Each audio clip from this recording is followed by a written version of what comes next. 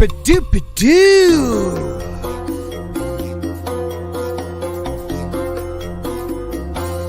Nomad 2.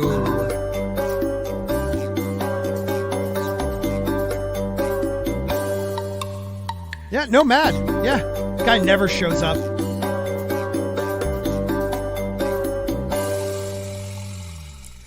Bow, bow, bow, bow.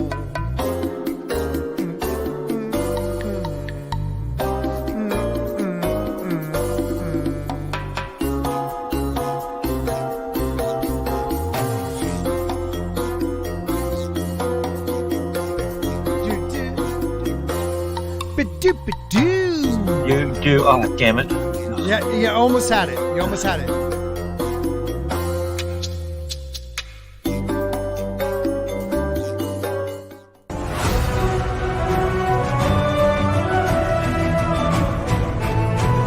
I did the wrong one. You got all that other stuff and then you still... I totally did the wrong one. I did the wrong one. If we didn't have to wait for another full minute countdown, I would do the right one, but I did the wrong one. We're off to a great start, ladies and gentlemen. I mean, it's fantastic, Jacob. It's fantastic. Hello, everybody. Welcome to The Dump. It's Saturday night, and I'm actually here. I'm Scott, Sporky News. It's my channel. I know some of you might not even know that. How's everybody doing tonight? We have an amazing guest with us right now. We have Jacob from everything you could think of. He's on everything. He's bounding. He has his own society reviews. Your podcast is, what again? The Barroom Podcast. Barroom Podcast. Why don't you say hello and let the people know in your own words who the hell you are. Well, my name is Jacob Smith. I've covered the world of entertainment for roughly about, 7-8 years now? Looking let's good go, doing let's go it. at 7. Yeah, Looking good. So yeah, I work for Bounding in the Comics. I do a lot of articles and reviews for them. I have my own site, Society Reviews, which I do even more reviews and podcast related stuff. I got a YouTube channel. I got a Twitch channel. I have a Twitter, which I'm hopefully, now that all the women have been chased out of Twitter, I might be able to get my old account back and see how that one goes. So that should be fun. And then yeah, just pretty much all I got going at the moment. So I'm here with you guys once again. Nice. Well, I am glad you're here. I'm glad the chat is here, and we're going to say hi to the chat in a minute, but something just happened on Twitter moments ago, and Jeremy is all over it. Yes, He is back. He hasn't tweeted yet, but he is back, and that would be one Donald J. Trump right there. Twitter permanent suspension. I guess I don't need to know how to say that word because it don't matter no more. So yeah, that's pretty awesome. So yeah, he's back. CBS left on the day. CBS left. Hey, I don't know about you guys, but has Twitter gotten more fun over the last couple days? I tell you what, if you think that white women are upset about not being able to get Taylor Swift tickets, man, just wait till this reality sets in for them. Yo, bro, that's been an ugly scene. That has been an ugly scene. Like, they're talking about breaking down, I think it's Live Nation is the actual company for Ticketmaster. Yeah. They're talking about their monopoly and need to be destroyed pretty much. You know why? Because they don't support certain Democratic Party. Keep in mind, we just had a crypto giant basically steal like $16 billion from his customer base like 2 weeks ago. And the media has gone out of their way to defend that. But, can't get a Taylor Swift ticket for a reasonable price. Oh, we need the federal government to investigate immediately. Right. It's all messed up, man. It's all messed up. But I want to let everybody know we are on YouTube right now. We are on Rumble. Rumble likes me more. And we're on Twitch because why not? But we got a bunch of people up in here. Let's see. You're going through them already. Who do we have there? Grant? Oh, hey, Grant. How are you? Oh, yeah, I'm here too. Hello. Yeah. Sorry, buddy. Damn whitey. All right, so I starred the first couple of people who messaged when we started. So. Oh, okay. Good stuff. Well, that was nice that you said their names. We got Eric K. We got Mad. Why are you not here? You never show up for my shows. It's like starting to become something. We got the author who needs a transmission, so please support my buddy. So, instead of sending me a stream element tip, even though you still can, send it to him. It's pinned up at the top. The man just keeps stepping in it. Like he's trying to do his best, and he just keeps car breaking down, shit happening. if we could just help him so he doesn't have to move back to that hellhole Philadelphia or wherever the hell he is from, that'd be great. Let him stay in sunny Florida. Right, yeah, no, God, no. Philly is... Dude, when you have a city that Mexico makes a video about warning people not to go to... Yeah. Mexico. Yeah, the Juarez, the cartel haven. Yeah, the ones that pretty much, put the that country, shit there. The country that literally has a highway named the Highway of Death. Yes. Because we're working very hard to stop the drug cartels. Yeah, you're not. You're tunneling for them, and like the fentanyl is just all over everywhere. It's insane, man. It's insane.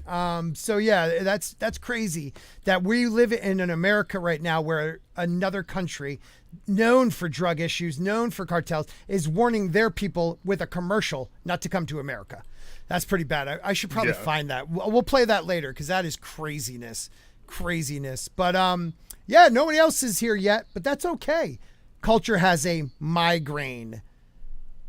He doesn't love me. I know Old it. people problems. Yeah, right. Storyman Jack's here. Great channel. Make sure you guys check him out. Mutant Bam Hammer. How are you doing? Yeah, we started the stream. I'm sorry. Killy Chow always supporting us. Eric K always supporting us. Mad Cheesemo. Yeah, I don't know who he is. Soul Assassin. #1 mod. How are you, my friend? Stream Elements is here. The bot is running. Slender Dad. We got Sean is here. What's up, Sean? Yes, I am here. But I can never say this name.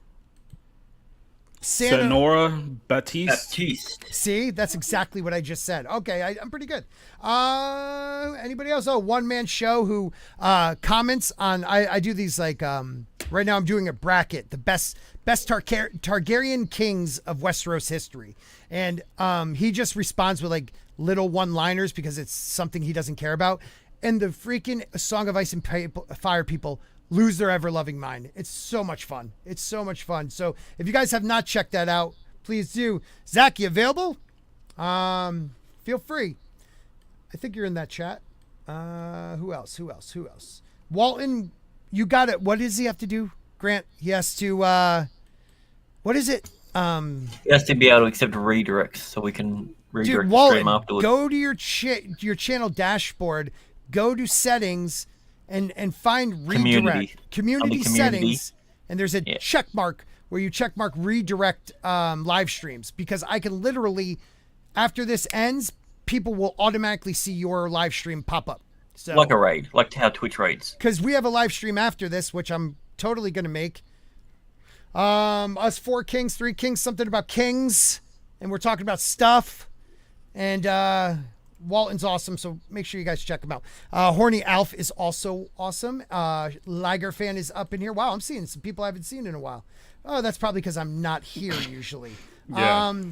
The lovely Sherry, the most vicious memer out there, and I love her for it.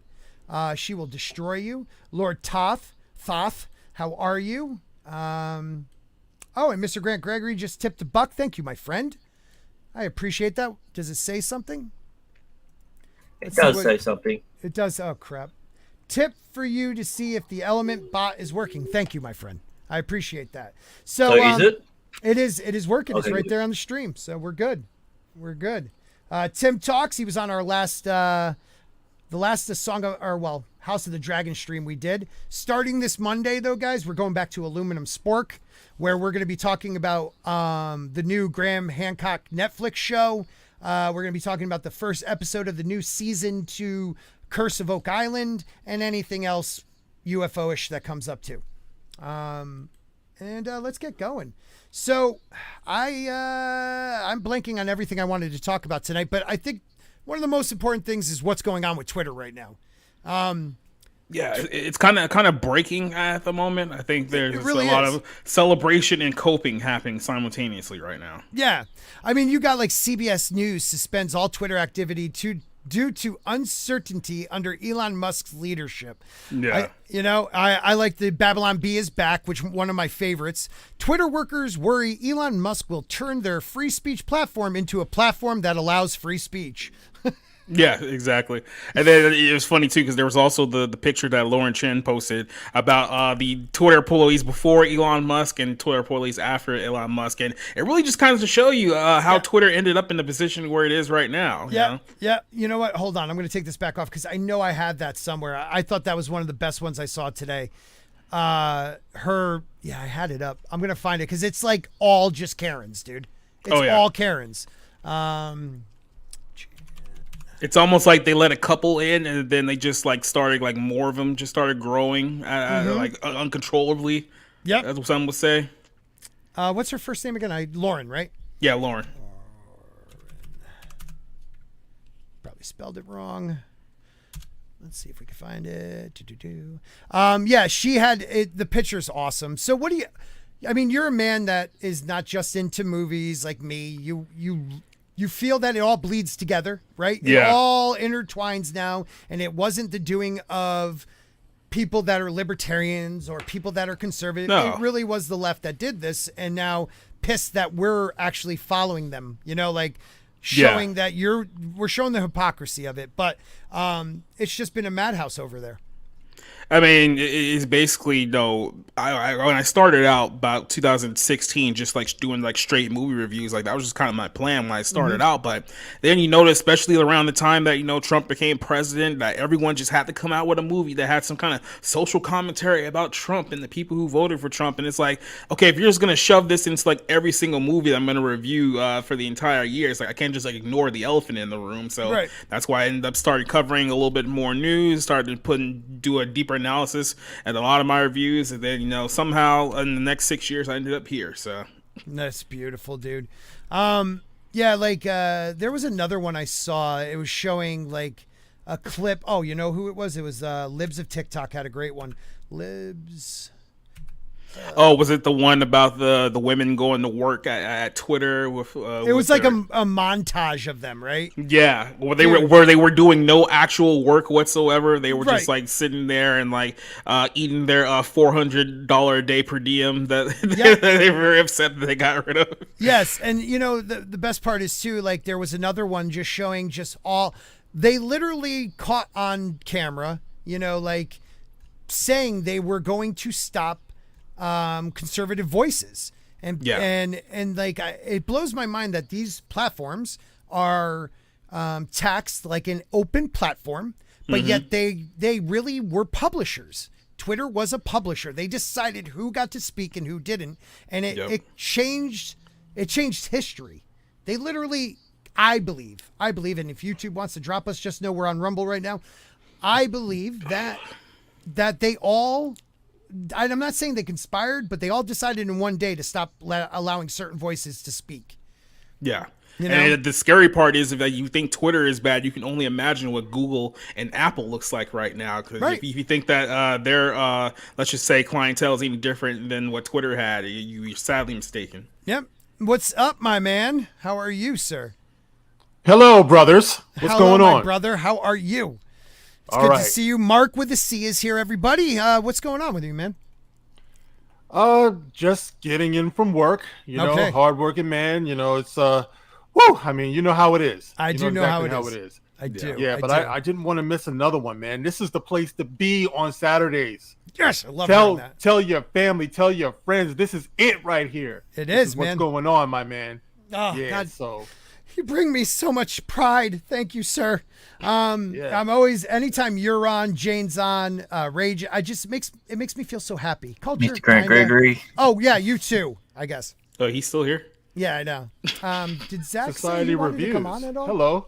Oh, have you ever met? How's it doing? No, we haven't actually. Yeah. Oh, I'm sorry. Yeah, Society Reviews. I met him down in Florida. He works for, Bounding Into Comics, all these other, he's great. Jacob is great. Very strong opinions, which I like, and we're going to get to it, and we're going to talk about a couple things that us brothers could talk about. Wakanda Forever, because I identify as a black man tonight, and I am pissed off that they didn't recast T'Challa. Yes. Oh yeah, I just fucked up. Just before I came on, I heard you opining about the effects of Trump on like pop culture and all of that stuff. Yeah. I have said many times, I dare say that the beginnings of this started with Obama, actually. because that started the mentality where if you don't like him, then you must be, regardless of his policies, you must be either racist or an Uncle Tom. Yep. You know, so it started right around there, because then it started to bleed into other areas of pop culture and stuff. You know, no fault of his. Yep. I can't prove it anyway, but that's where that mentality got started. You know, it's like, you can't be objective. You can't criticize his administration. I got kicked out of many family gatherings trying to do that. And it's just, well, why should he get a pass? He's a politician, right? But no, you should just be happy we got a black president. Yeah, but he's still the president. So that means he still has to answer. Yes. So, you know, that's where I started feeling it. Well, let's not forget, when Obama came into office, he was still against gay marriage. You know, like he was definitely way more conservative than the. Well, he got in on protecting the southern border. He actually put about putting a wall up. That was literally what he ran on. Absolutely. It's almost as if that's part of the playbook, where they pretend to be moderate on certain issues until they get power, and then you find out, oh wow, that was a lie. Yeah. Has anybody since the second Tuesday in November, has anybody's gas prices gone back up? Because I know ours have gone up about like 50 cents. Well, mine's went up about 30 cents the day of the election. So they didn't even wait till like the day afterward. They went to the day of. We already got you guys. Forget it. We done. Yeah, it's you know, Carrie Lake, you know, all over again. I don't know. And why wasn't forced jabs? Why wasn't even that? Like, why wasn't that talked up? Yep. You know, it seems like everybody just forgot that. That should have been a hot button issue. You know, how many people lost their jobs and stuff like that over that? But nobody had a peep to answer for that. Nope. So it was a farce. This election, they wanted, they literally said they sorry guys, they backed the blue. They back the blue. So they support blacks and Latinos, which they don't. They support trans rights, which they're just using to prop up. They support the police. No, they don't. Like, they literally changed their whole platform in September, and now they're back at it. Well, you know, it's funny. CNN had put out something a couple of days ago where they were celebrating the fact that New York, Chicago, LA, and I think Houston all had like black mayors, and it was supposed to be like a powerful moment for black people. It's like, yeah, you also picked 4 cities that are in the middle of like one of the worst crime waves in the history of their cities at the moment. That's not exactly the flex that you want right now. Absolutely, dude. Absolutely. Here, this was what I was talking about with Libs. Here, let's see. So you mostly just get rid of consent. I knew that. It is a much more severe violation, given what we're seeing on the ground. We are going to. She was the head of legal that was on the Joe Rogan podcast. That's Vagina. What's her name? Vagina. Vajay. She was the head of legal. We are going to actually be more aggressive in our enforcement beyond de-amplification. Like, what are you talking about? I don't know. Actually, be more aggressive in our enforcement beyond de-amplification. Let's say for the pro-Trump thing, and I am anti-Trump. I was like, oh, I banned this whole account. They'll go to you, and then it's at your discretion. And if you're anti-Trump, you're like, oh, you know what, Mo was right. Let it go. One strategy is to shadow ban so that you have ultimate control. The idea of a shadow ban is that you ban someone, but they don't know they've been banned. Oh, it might be the U.S. government pressure on that. Why? Because they don't like people messing with their politics. Okay. Yeah. Yep. Big shout out to the far side there. She keeps on passing me by. I didn't even catch that, dude. Nice catch. I too recognize that. Yeah. Okay. Go back to Australia. Make profit, so it's going to say ideology, which is what's led us to not being profitable. Twitter does not believe in free speech. I'm not believing in free speech. Some of my colleagues are like super left. Capitalist. Like, we weren't really operating in a capitalist mode. We were very socialist. Like, we're all like communist. I'm an engineer in the messaging field. Maybe I could hack into her. Like, I don't know. Your sex messages and your like dick pics are on my server now. Oh, you're illegitimate. I mean, literally, he's not gonna say it, but they could. I'm not saying they did this, but blackmailing people, stuff like they had a lot. Just a quick little sidebar here. Yeah, please. How happy do you think that these employees are who have to deal with like the most left wing like women in their workplace for like the last several years, and now just to watch them all quit one by one, it's like we finally got this place back. Right. Yeah. Right. Oh, yeah. I mean, I'm telling you, man. Like, I don't know why I can't find her freaking Twitter account. If someone could find Laura Chan and show that picture. Oh yeah, of before. If you could just share it, dude. It is unbelievable the difference between before Elon and after Elon. It was just a room full of white women. You know, that's diverse. Yeah. Like, well, I think a room full of white women is called a Karen. It's like a gaggle of Karens. Maybe. I think it's called hell. I think the word you're looking for is just hell. Hell. Yeah, I do have it up right here. So this was Twitter before the Elon Musk era. So this is what the Twitter room looked like. These are all the people who silenced and banned all your accounts and did it with a smile on their face. Oh my God. Yeah. And then this is what Twitter looks like as of yesterday. Just the dudes are left. Yeah. And majority, look like they're Asian and maybe I'm not going to start judging people's. Yeah. Okay, I mean, there's a few Asians and Indians there. We can say it. Yeah. Well, they look like they're a bunch of computer nerds, which is what you want running that sort of company. Yeah. They look like the guys who actually know what the fuck they're doing. So the white guy had to be at the front of the camera, though, didn't he? I know, jerk. He's white splaining. What is funny though is those were the guys that probably were forced to do everything that the Karens wanted them to do. Yeah. Because the Karens didn't do shit. Nope. Yeah, I mean, literally, we're finding this out now. Yeah, that IT hotline, the calls have greatly diminished over the last 72 hours. Yeah, that's perfect. Wait a minute, put that one back up. Soul Assassin, Twitter has become a madtopia, just dudes. Oh, Mad must be so happy. No, there's two women in the background there. Yeah, but they're in the background. And then after.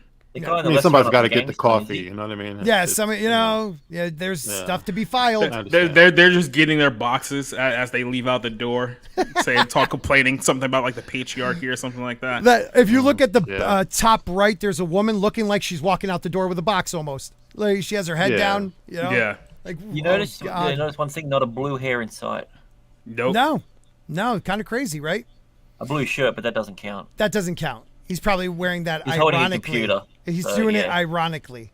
And I'm pretty sure they were all born men too, so that's that's a good thing also. All good the guy things. holding the camera, not so sure. Yeah, we're going to be talking about that in a little bit. But here's the other thing. That some of these women here had to try to recruit some of these men to like quit with them, and then they were like not going for it whatsoever. And like the one guy's like, you haven't known my name. You haven't said my name correctly in 3 years of us working together. And like, all I wanted you to do was like talk to me. He's like, go fuck yourself now. Like I'm out. And she's like, Steve, but I always liked you. He's like, my name's Paul. Yeah, my name's Paul. Oh, that's it. My name's Jacob. Bitch. Oh man, but like we're gonna go back to this. Like he was saying, like they're saying, like they ran it like they're socialists. Yep. Like how did you ever? They were not using this to make money anymore. This was political tool. The government will back us.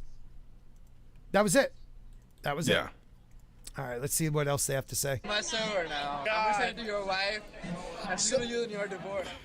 We are focused on one account right now, but this is going to be much bigger than just one account, and it's going to go on for much longer than just this day. I don't believe this is going away anytime soon.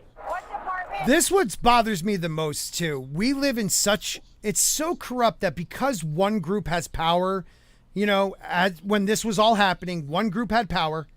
And they controlled the House, they controlled the Senate, and they brought these people in front of, well, they didn't even do it. They phoned it in, Jack Dorsey and them you knew they had no reason to even sweat these hearings. Yep. It was all a facade. It was all a freaking. They were going to sit there, answer a bunch of questions as half-assed they possibly could, knowing that nothing was ever going to come of it. Absolutely, man. That's absolutely, and it's just sad. Like you were elected to protect the people of your constituents, the people in your area. You're there to protect them, and what this is doing is taking away people's right to free speech. Yep. And they love doing that, right? I mean, Mark, they don't believe in it. Right. They don't believe in free speech. They believe in, no, we should be able to control what you say. Yeah. It's fucking messed up. It's just a shame that so many people are willing to go along with it. Yep. You know, like, honestly, this is something you got to fight for. You got to maintain it. But so many people are rolling over, spreading their cheeks, man. Yeah, well, how many of those guys in that picture, Jacob, were the guys who just had their head down and were just doing what they were told? And now they have been liberated by Elon Musk. But those are all guys who knew that they were walking on eggshells every single day because one minor complaint, they would have been right out of the door. Definitely. You would have had to start, identifying, being like the big boobied shop teacher in Canada. Like, that's the only way you're saving your job, bro. All right, let's finish this out.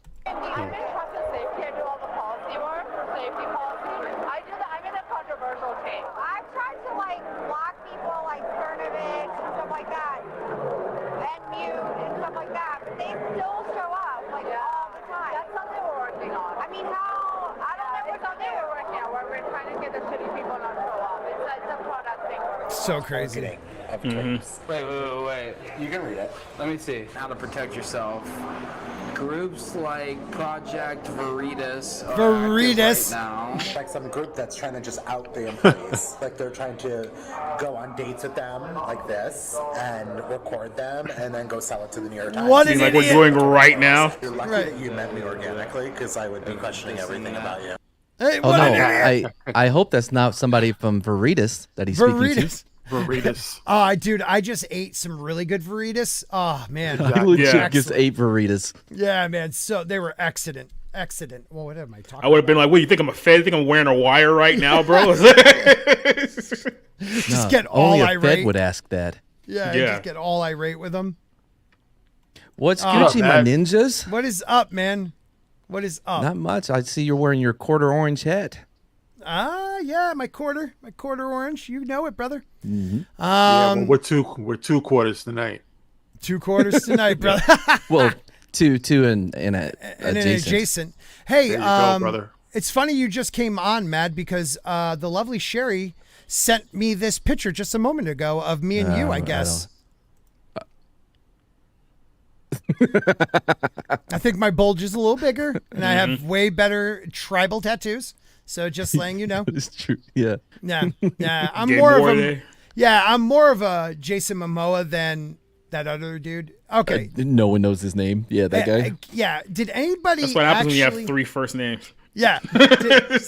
Did anybody actually watch that movie? I just watched it on the 7 Seas and Rogue Attractions. I love you, dude. Is that what they call Raider Bathers there? Dude, let's just talk about this movie. Did you get to see it, Mark? I went to the movies to see it. I got about 45 minutes in, and then I had to get called away for some shenanigans my son was getting into at school. So I can't. I saw enough of that shit, man. No way. I'm not paying any more money for that. It was one and done. It was like maybe it was a sign from heaven. You know what I mean? Yeah. Like the Lord told me, you only get one life. Get the hell out of there, man. So, but you didn't even get to see Riri. Oh, fuck Riri. Riri. You know what? I actually did get to the part where she showed up. I like her. I'm like, oh my God, bro. It was so bad. Yep. Yeah. The greatest thing about Riri is that obviously their whole sell on her is like, oh, she's the smartest girl in the whole Marvel universe next to the other 5 girls we created and said that we're the smartest girl in the entire universe. Yeah. And then so she's supposed to be super smart and super intelligent, yet she's like talking like Cat Williams throughout the entire movie. It's like someone told you like Cat Williams is like the smartest person in the universe. And he's like, really? Because I don't think smart people talk like that. Honestly, did she kill those cops with that drone?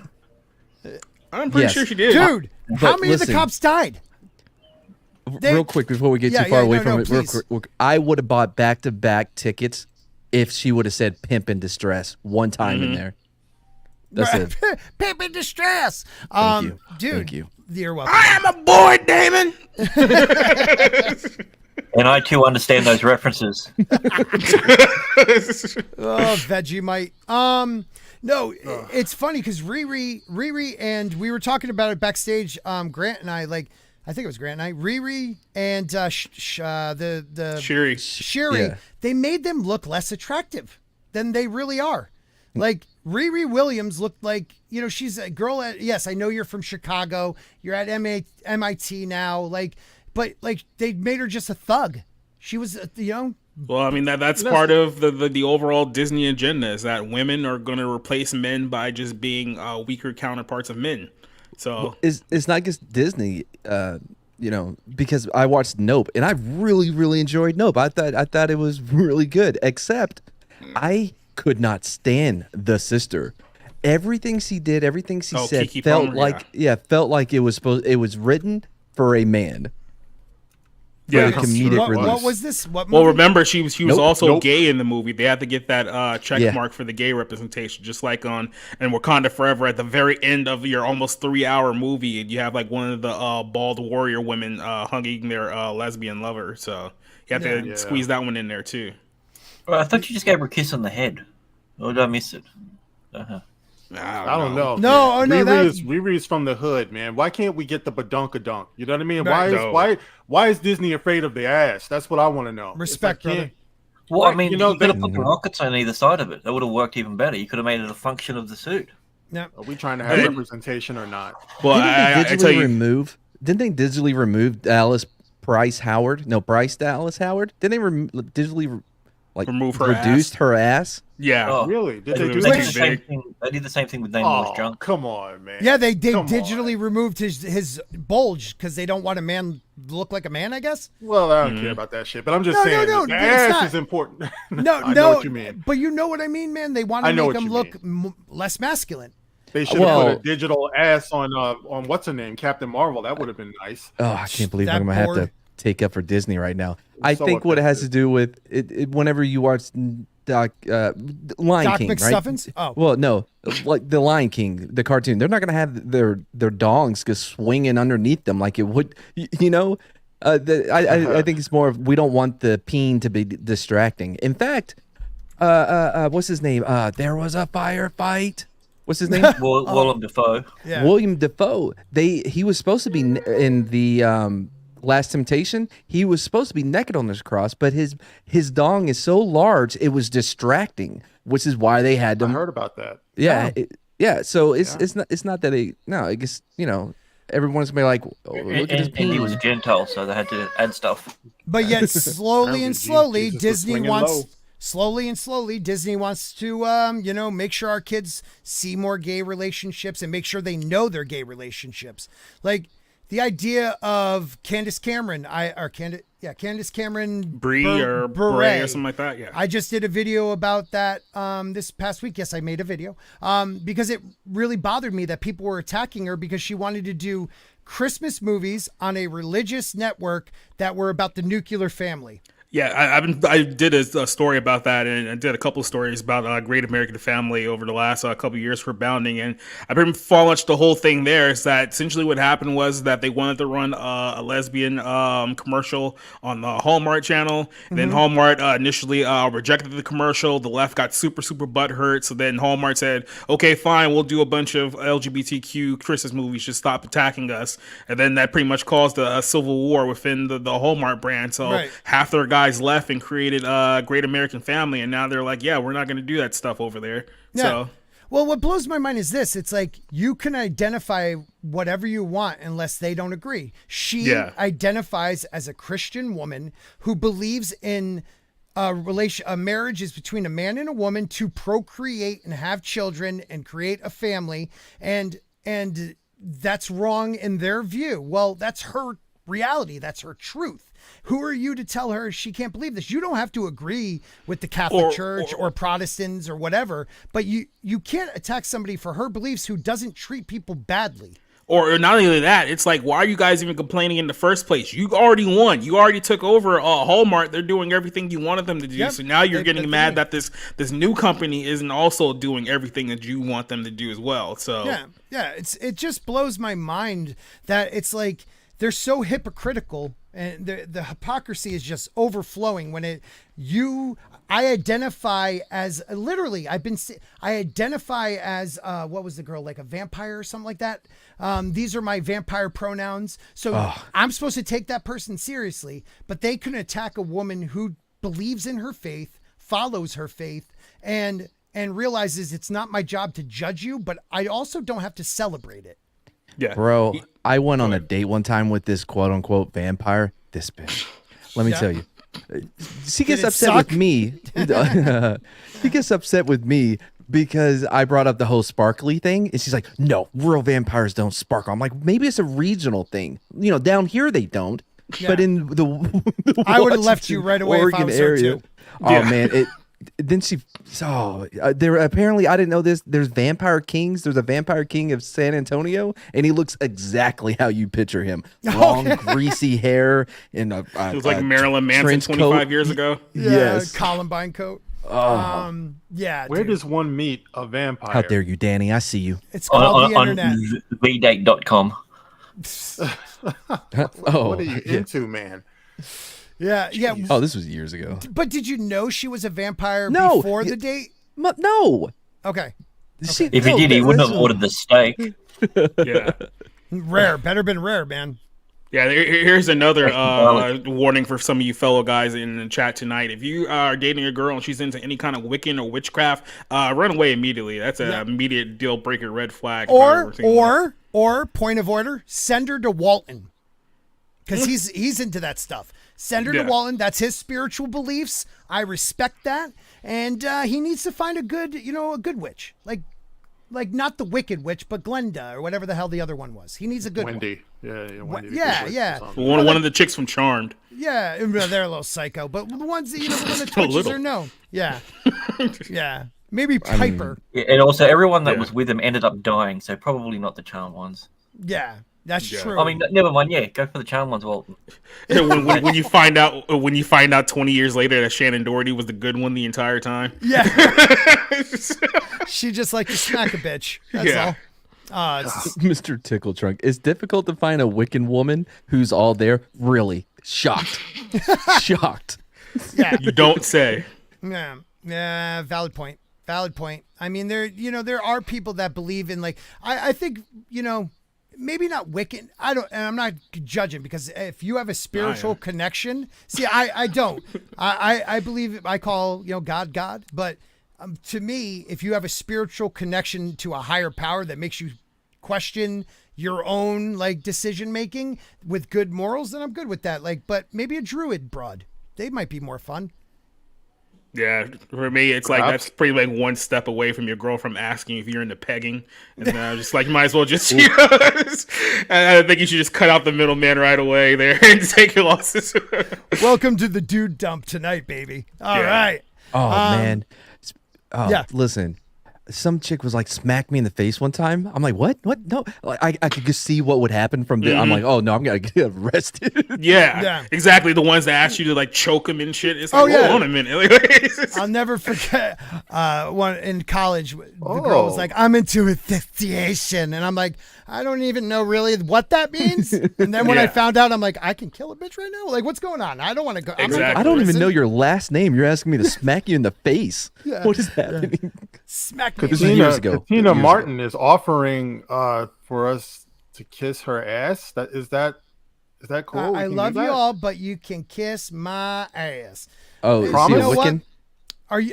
What are you into, Katina? Druid? Wiccan? Let us know. She's Pegging. into a little pain. Okay. Oh, peg? What? Okay. You can be honest, Katrina. Well, we won't judge you too harsh. You know what? Also, what I say, what happens behind bedroom doors, I don't care. Yeah. I don't want to know. Do your thing.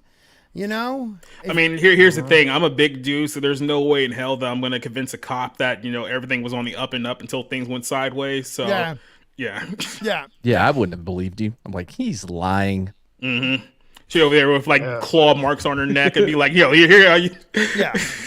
I told you about that one. Struggle is real, bro. I feel I told you about the one chick that got the ruler and was hitting herself on the back and walked to the station.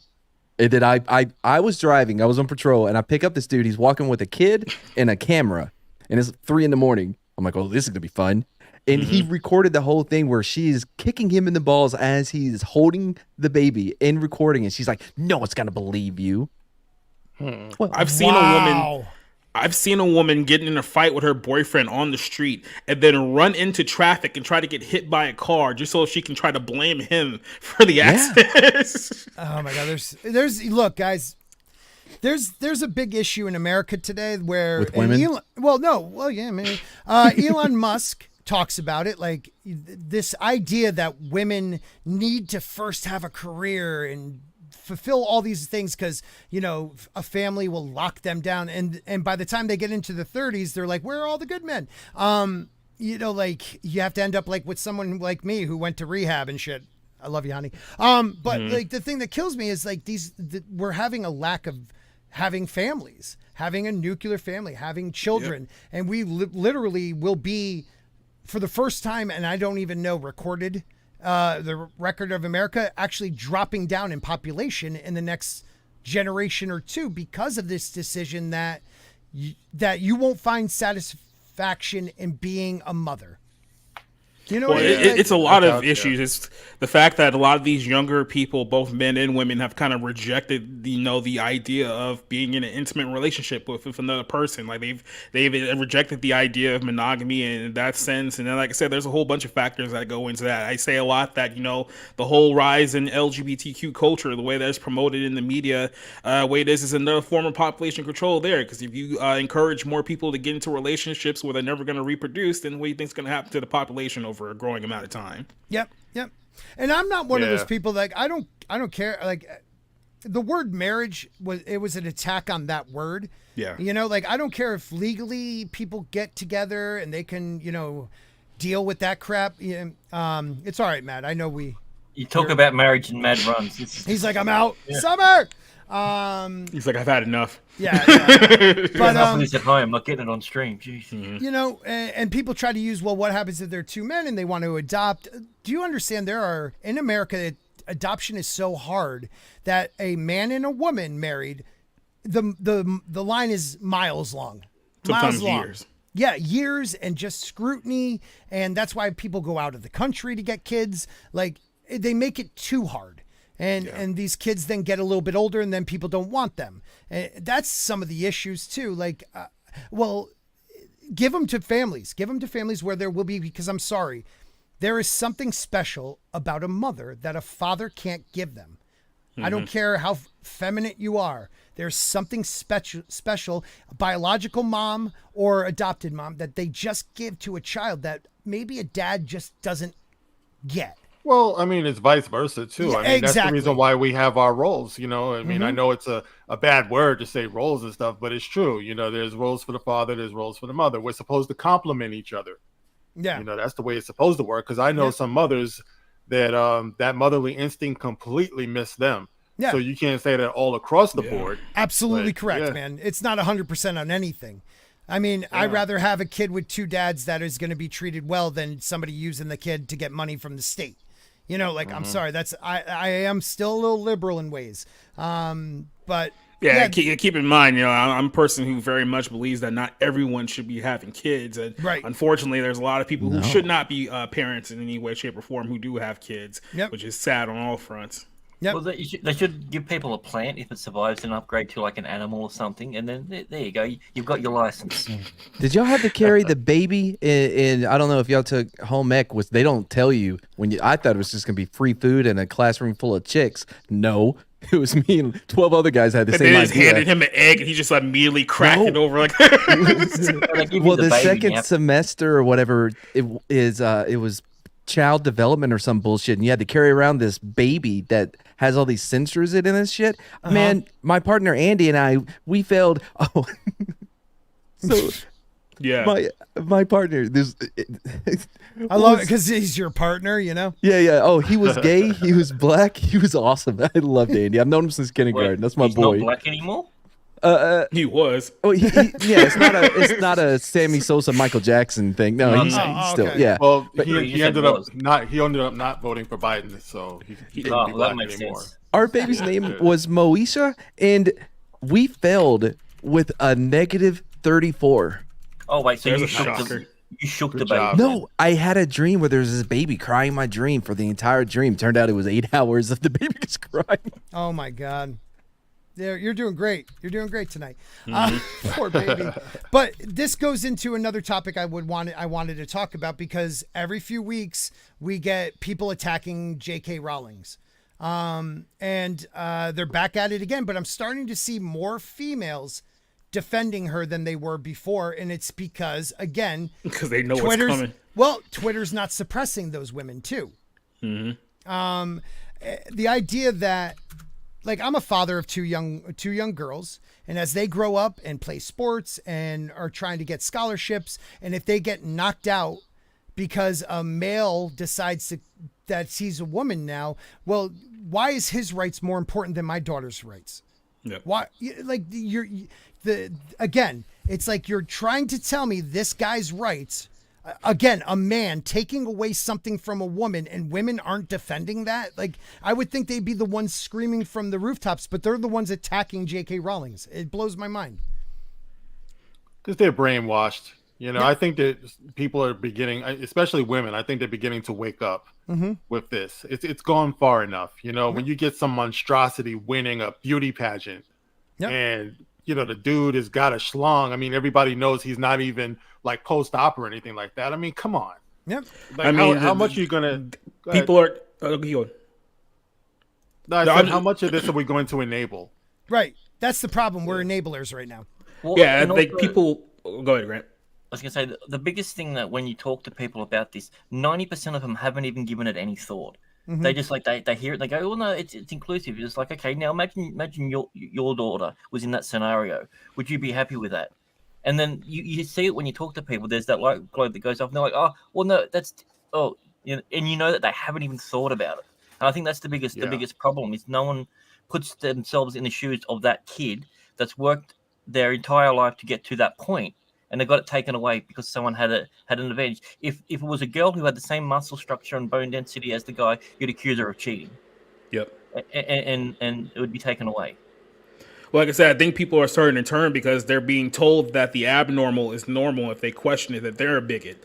So you have like even super liberal people who are sitting there and like watching this and going, yeah, you know, I don't think that trans women should be beating real girls in sports. I don't think that's fair. And then they're being told that, oh, you're the turf, or you're a surf, or you're a bigot, or you're against trans people. And people just going, wait a second, I just don't want biological women to lose out in their rightful field. So now they're starting to see that, hey, I can't go all in on this, you know, super left wing progressive agenda, because there is going to be fallback, and it is going to fall back on the people that, you know, I love and the people that I care about sooner rather than later myself, you know.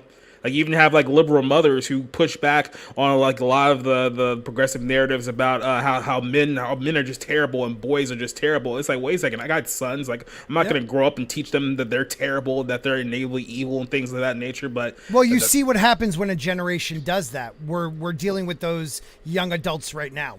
Yeah. And that's what's causing all this. All of it reminds me of something Albert Camus said.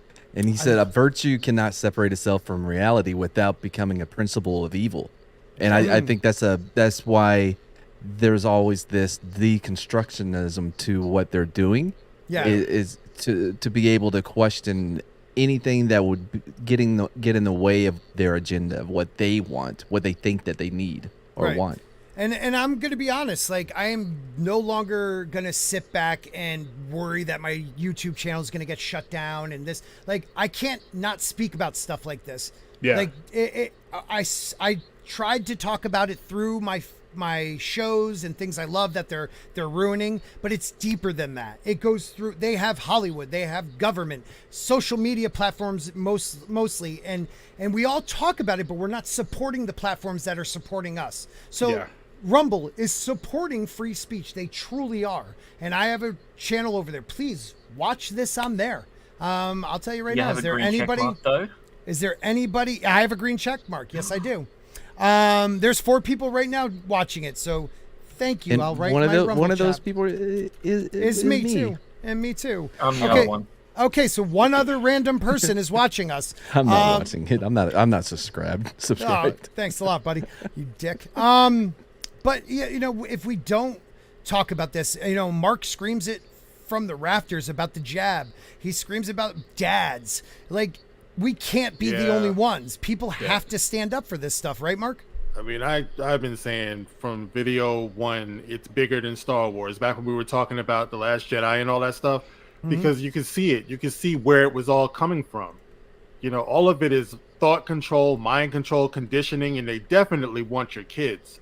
Right. So you gotta watch what your kids are watching. You know, I got people coming to me. They're like, "Look at your man. You got gray hair. You're talking about a cartoon." It's because I rep as a father, idiot, and I've said that from video one. Yep. That's the way it works. You have to stand in between these people in the minds of your kids, because once we're gone and we get our rocks off watching the things we want to watch, the kids will still be here, and that next generation is going to be even more open to all the wacky ideas that's going to be out there and stuff. That's the problem with the boys right now. This toxic masculinity thing has got these young men so mixed up, man. You know, and they're giving them so many issues and stuff. And it's just them being who they are. Toxic. Confidence is toxic in men because that's toxic masculinity. Yeah. So they're teaching everyone's kids to, so the boys, to not have any confidence about themselves. Well, Jordan Peterson is back on Twitter, and one of the things I like that Jordan Peterson. Now I've got to go clean my room again. Jeez. Well, what I like about what he says is that there is nothing wrong with teaching a boy to be fierce, to be like, to have rage, but have it under control. Because at some moment, that rage may save lives. Like, men are the ones, like, before they decided to cut the PT requirement in half for the armed forces, it was men that were in combat, warriors. And there's nothing wrong with that. And there's nothing wrong with women creating a home. I don't care. My wife has a job too, but she also creates a home for my children. Yeah, and there is, it shouldn't work that way though. It shouldn't be that women, we've made back in the 60s and 70s, they made a country where it's really hard to be a one-income family. So even if a woman wants to be a homemaker, you have to sacrifice a lot unless you have a husband that's making a shit ton of money. You know, so they created this slowly with democratic fucking things in the 60s, like, I don't know, you know, with the welfare stuff and all that good stuff. And we brought this up a couple of minutes ago with the whole like TV and like stuff that you're watching. So there was the big controversy with like Lightyear about how they really tried to put like a lesbian couple in that movie, which was a kids movie, and then Chris Evans came out and said that anyone who was against it was an idiot. Then the movie fucking flopped, which was hilarious. But the new Disney movie that they're promoting with like the gay kid, and then we also brought this up with Ironheart Riri earlier, is that if you think that that they're doubling down on that agenda now, I don't know if you've seen the casting for Ironheart, that Disney Plus show that comes out next year, but it looks straight up like RuPaul's Drag Race. They even got a couple of drag queens from RuPaul's Drag Race to be in the show. Them on there, they've got the one who won last year and the year before on there. Yeah, that was a part of their package for winning it. Yeah, I don't get it, man. Package. You know, you're just talking about Black Panther, guys. I mean, really sit back and think about this. They killed Black Panther. They took away the king of Wakanda. And we got people out here who are cool with that. You know what I mean? Like, because they were always going to do it, Mark. That was the thing. What happened with Chadwick was a tragedy, but they were always going to do that. This just gave them an excuse to do it faster. But that's what I was going to say. It's like him passing away gave them an out. He's like, hey, now we can go move forward with female Black Panther now that he's dead. So, but they don't want to come out and say that because, that might cost them money. Everybody should be in an uproar over it, but especially Black men. It's like I've been looking on the internet and stuff like that. I'm like, guys, come on, where you at? You know what I mean? I see all of these panels where it'll be a white guy talking, it'll be a Black woman talking. It's like Black men need to be like, come on, we need some fire on this one, man. Yeah. Yeah, I mean, the problem, in my estimation, the problem is with like a lot of Black men, why they don't speak out about this, is because they have to get over that mental hurdle that people place on them. And it's like, well, if you speak out about this, you're against your Black mother and your Black sisters and things of that nature. And it's very hard for them to kind of separate that argument for that personal connection that they have with it. So they just kind of like let it go, even though it's like, if you look at what's going on with like Black Lives Matter, you got a bunch of Black lesbians making millions of dollars and moving to Bel Air off the of blacks of dead men who are dying in the fucking streets every single day. So it's like you don't see that as a problem, as if you're being used. Like, right. There you go, because we're a matriarchy, and that's kind of what they made Wakanda Forever. It's a matriarchy, you know, and there it is. It's just reflecting that, and they just completely destroyed it.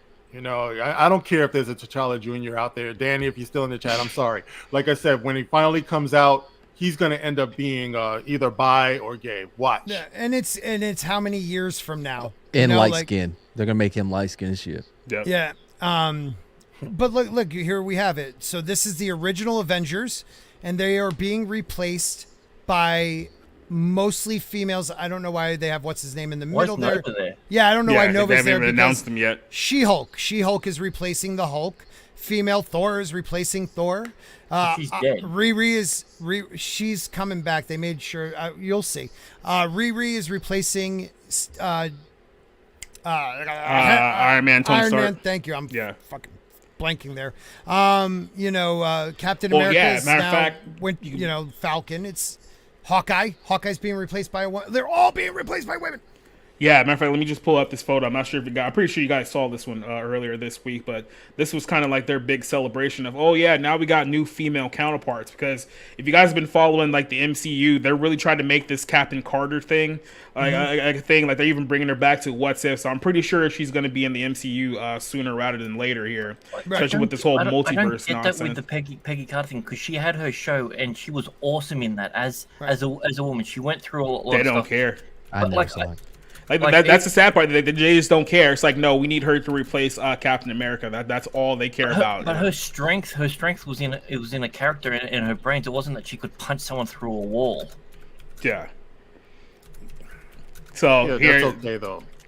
So this was the photo that made the rounds earlier this week about how they're got a female counterpart to like every Marvel hero now. So you got female Captain America, now Captain Carter. You got female Thor, female Iron Man, female Hulk. You have the female Hawkeye, Black Panther. Charlize Theron's going to be the new female Doctor Strange. And don't forget, you got Frumpy.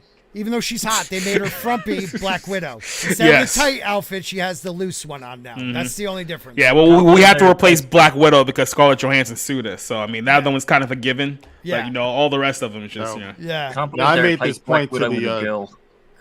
we were talking about this with the Dark Council this week, and I made the point, how come the black chicks got to have their faces covered out of all of them in there? Oh, you're absolutely... Yeah, look, even the green even the green chick doesn't need to be covered.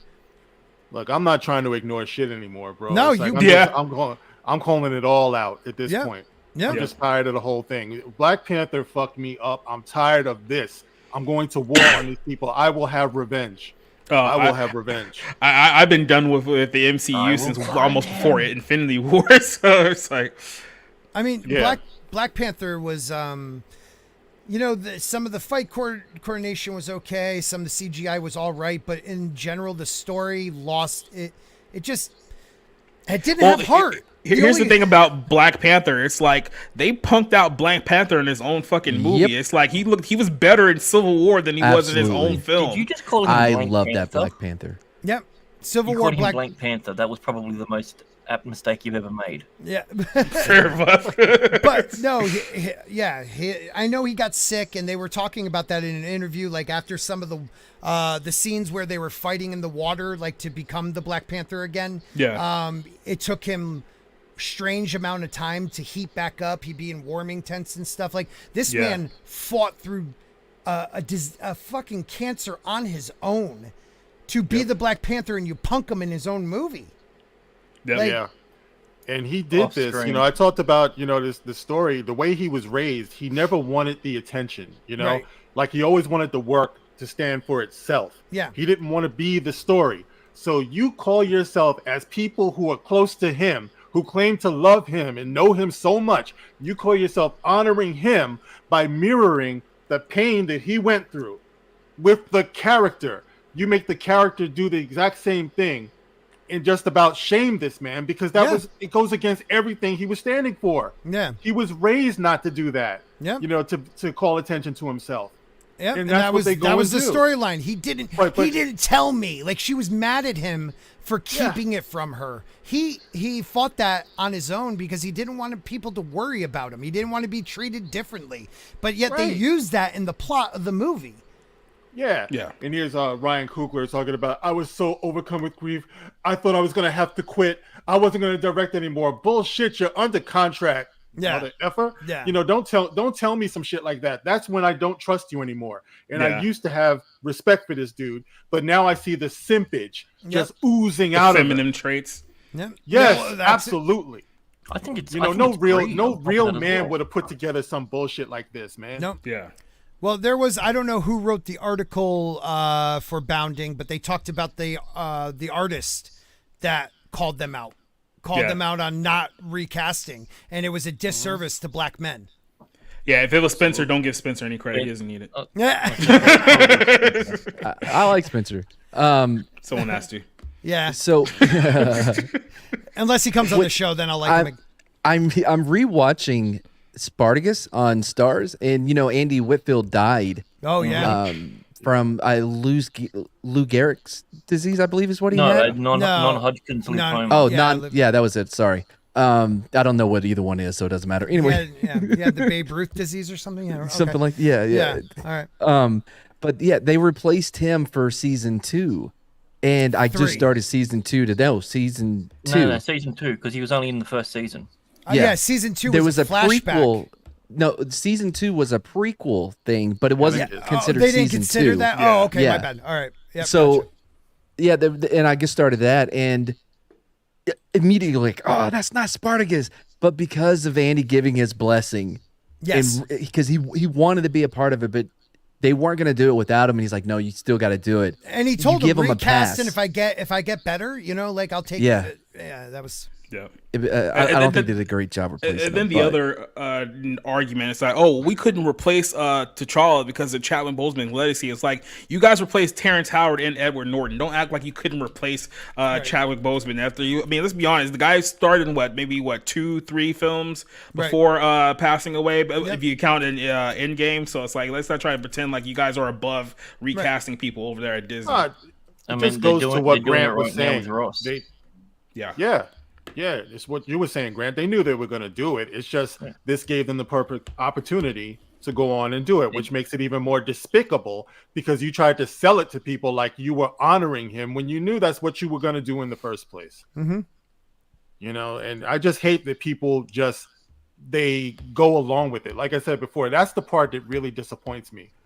That people are just eating this up. Like, how dare you criticize this movie? You're disrespecting Chadwick. You're disrespecting black people. And it's like, are you kidding me? It's a Disney movie. Exactly. It's a Disney Thank you. movie. Oh my God! Say it again. It feels so good all over my body. It's like I've been fighting with people over this for like all week. Yeah. Well, this is not your black moment. I'm sorry, it's not. Right. Well, where was that outrage recasting Superman after Christopher Reeve got paralyzed? This is a theme that you see about behind the scenes of these people that are pushing their agendas. What they always choose the worst thing to hold up in the light.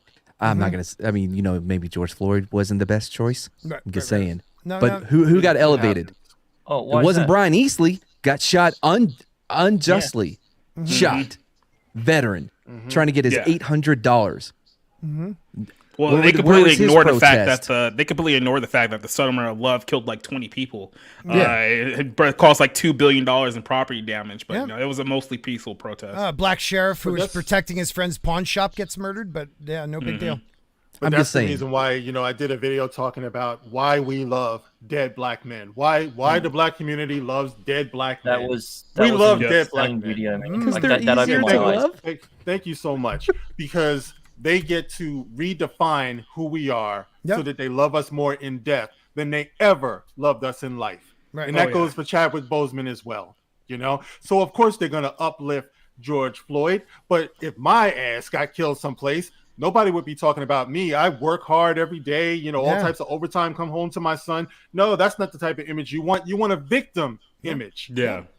So that's what I'm talking about. And that's the reason why it perpetuates itself over and over again. And Mark, but it's not just being a victim, because Brian Easley was a victim of police brutality, unjustly murdered. No, They you didn't gotta lift be a him up. victim. You got to be a victim of like white supremacy. You know what I mean? Like white supremacy that really just hunts black people. You know, that kind of thing. You know? Yep. Yeah, we all know don't that know. people will ignore a story if it doesn't fit their political narrative. I mean, we don't be talking about the fact that earlier this week, 4 black men got shot at the University of Virginia because the guy who shot them was a former teammate. So that story just completely went under the radar. It went away fast. Well, I heard about it when it first happened, but then the narrative changed, and I haven't heard anything since. I came across an article maybe a day or two ago, but what was crazy is it had built in it this angle of him being bullied, which is something they could have ran with. That seems like something they would love to take advantage of, but because the dude is not. They're based on their own rules. You can't victimize the black man because that's racist. So if the person who involved is a black guy, you just have to ignore it entirely, pretend like it didn't happen. Yep. So sad, man. Even if you got to call him a car. And like with that one dude, Mark, it's really kind of hit me sitting here really thinking about what you said. Like Chadwick Boseman lived his life a certain way, and this whole process of Wakanda Forever has disrespected that. Yeah, man. Go ahead. No, please. No. I was just saying. I remember when my grandfather passed away. I think it was probably about maybe 11 years ago now. But I spoke and I was just talking about this is a life to be celebrated. You know, it's like he came through so much. He had so many trials and he triumphed over it. You celebrate things like that. I'm named after him. You know what I mean? So it's kind of like you want to have them win. You know, like when they fall, you pick up their flag and you wave it triumphantly. Of course, you're going to mourn and everything like that. But if they stood for something, if a man stands for something, that man doesn't want it to die with him. Right. You know, he doesn't want that to be like how you remember me. If I get hit by a car, God forbid, in the street and everything, you know, I don't want you to remember my, you know, torn up carcass or something. I want you to remember, you know, like what I stood for, the strength of me. Yes. You know what I mean? And they just totally misunderstood the whole thing and just dishonored him, if you ask me. Yeah. Like I said, we're talking about a company in Disney who doesn't even respect the guy who founded the fucking company. Yeah, we're trying to pretend like that they respect Chadwick Boseman. It's like, come on, guys. Won't even tell James Earl Jones happy birthday. No. Yeah. They probably don't even know he's still alive. They probably thought he died 10 years ago. Yeah. So this is the after the majority of the article is how Feige and all these people are they're saying they're respecting his Chadwick, but this is Williams. Okay. He's the creator of Bass Reeves' West of Hell graphic novel, which has an Indiegogo, so support that, I guess. But he says not interested in any other version of Black Panther than T'Challa. Spider-Man, Hulk, Batman, Superman all had multiple actors to play them. Chadwick's passing is no excuse for the character not to carry on. It's disrespectful to black men you did this. I agree completely. I maybe shelf them for a couple movies till you guys can figure out what to do, but you can't not have. This is one of the greatest Marvel characters. Well, this is the thing, though. It's like they're trying to figure out what to do because the whole MCU is on a downward path right now, and they know this because people aren't going out to the movie theaters to watch these superhero movies the way they were 4 or 5 years ago. But it's like, hey, without these comic book movies, what is our film portfolio going to be? Like the Beauty and the Beast or like Lightyear? Yep. So this is our moneymaker on our film studio. So we have to keep this thing going as long as it possibly can. So do you think that would motivate them to like, hey, I got an idea. Why don't we try making a good movie? No. Yeah. That's kind of crazy.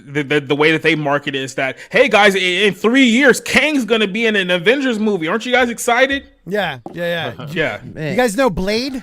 He's coming sometime. Oh shit, they're bringing Wesley Snipes back? Kinda. Yeah, maybe as Whistler. Speaking of Wesley Snipes and Black Panther, Tarantino was supposed to be doing a Black Panther movie in the early 90s with Wesley Snipes, and that all fell through. That would have been insane. Yeah. Oh my god, that would have been awesome. I hope he would have played it like what's his name in Demolition Man? I loved him in Demolition Man. Simon Phoenix. Simon Phoenix, yeah. Well, another thing with the MCU, they're getting desperate because apparently the rumor was this week is that Kevin Feige is planning on bringing back every person who's ever been in any Marvel movie in existence, which means like the Sony Spider-Man movies, the Fox X-Men movies, and all the other ones in between, because he wants this whole multiverse saga to cap off the last Avengers movie that they got coming up. So that's their way of making it bigger than Endgame, is to have 200 superheroes in one movie. Shit. Even the 1992 Fantastic Four. Oh, that would that would be awesome. Generation X. Howard the Duck. Remember all of Generation that, huh? X? Howard the Duck, dude. What about the first version of Thor that was in the Incredible Hulk TV series? Thomas Jane Punisher. They'll probably bring back John Travolta too. I mean, yeah, I used to like the Spider-Man from the 70s that was like on the Electric Company and shit too. Asian Spider-Man. What was that one? The one from the 60s. Oh yeah, That was in Tokyo. God, I can't remember his name. Bruce Lee. No, like literally, he had to tie his suit up over his head because the suit that they had on studio was too big for the guy, but they didn't have the money to be able to fit it. So he's literally running around in a baggy Spider-Man. I mean, you can't get a couple safety pins for the back. Come on. Well, they tied it up at the back. That's why he was never shot from behind. Yep. Welcome back. I accidentally hit the back button on my mouse. I do that too. That too. Soul Assassin brought up a good point. The Blade director quit, which forced the movie to get pushed back like almost another year, because apparently the Blade movie is going to be like horribly woke, because that's how they're going to regroup that one. So yeah. Jesus, stop. How does the Blade? How can you make Blade woke? Like tie it to Black Lives Matter somehow. Like that's really the only way they would do it. Give him a daughter. That's what they're also saying. Who's that better than him? yeah, They call him the Day Miller. It's so messed up, dude. They're also talking about doing the Fantastic Four in the 60s. Yeah, I saw way that. They can race swap them and put them in the civil rights era. Yeah, so. I saw that. Well, didn't people also talked about race swapping Professor X and Magneto? I'm gonna stop playing with my mouse. I understand you could do the playing with your what? My mouse. Yeah, I get what you're doing, Mark. Yeah, no, we heard it. I could understand playing with your mouse. I was about to say again. No, like playing with Professor X and Magneto, because it's the civil rights. One could be Malcolm X, one could be Martin Luther King. The Holocaust was really, really bad, and it really is a part of their story. And the idea critical, that some would say. I would say critical, and we're already they already just proved to us that Namor is like hundreds of years old as a mutant. So it seems that mutants live a longer life in the MCU. Why can't they be still younger looking guys, but still grew up, in the 40s? Because how else are you going to get your Malcolm X, Martin Luther King comparison? Yeah. And besides, fight that we all wanted to see. It's an Malcolm aquatic X, thing. Professor X. It's an aquatic thing. The reason he lived so long is because he was underwater, and so oxygen is what is actually killing us. As soon as you start breathing, it's what decays your body. So being underwater is why he was. I don't fucking know. They'll come up with something. Because he's bringing in oxygen. Sounded good for a while there. Yeah, for a second, I was almost with you on that. See how put more easy thought it is? into it than the actual writers did. Literally, just right. I mean, that is so true. easy. Did Yeah. I you thought know that? you were just going to end it with Black Don't Crack or something like that. Just to show you how woke this thing is getting, Disney Plus is doing a show next year called Echo, which the main star is going to be a Native American deaf one-legged superhero named Echo, who's going to be a crime fighter. No, I'm not a single thing I said was a lie. Not a single thing I said. Oh, by the way, the woman who's playing Echo has no acting experience whatsoever. Well, she was in that. She was in. Just don't get it. Yeah, she was in the Disney Plus show they just did like 6 months ago. That was her acting experience. Oh man, but that. Well, you don't have to worry about her delivering lines. Oh wait, no, she's deaf. Yes. So she doesn't have to speak. She doesn't speak. Oh yeah, so you don't have to worry about her delivering lines. Hey, talk about hitting the jackpot on Brazilian as well? in the intersectional chart of greatness. Native American woman, disabled, twice disabled. Yeah. She may also be gay too, so there's another one you can throw in there. We can only hope. What I do like though, this is the ultimate series for Mad if it comes to he has to watch one with a woman that she don't talk, right? Yeah. She can't talk. Okay, so it has some good things going for it. Yeah. It's Oh, just, believe me, you know, they're going to surround her with some real chatty Cathys. well, of course. But, you know, it just kills me. It's like with Star Wars, the shit just, it writes itself. You know, there's so many awesome comic book story arcs that's out there over the years and stuff. All you have to do is get a screenwriter, somebody who's like capable, you know, good casting or whatever, and bring these awesome stories to the big screen. Right. You don't have to keep reinventing everything, you know, mixing everything up, doing all the race swap shit and all that stuff.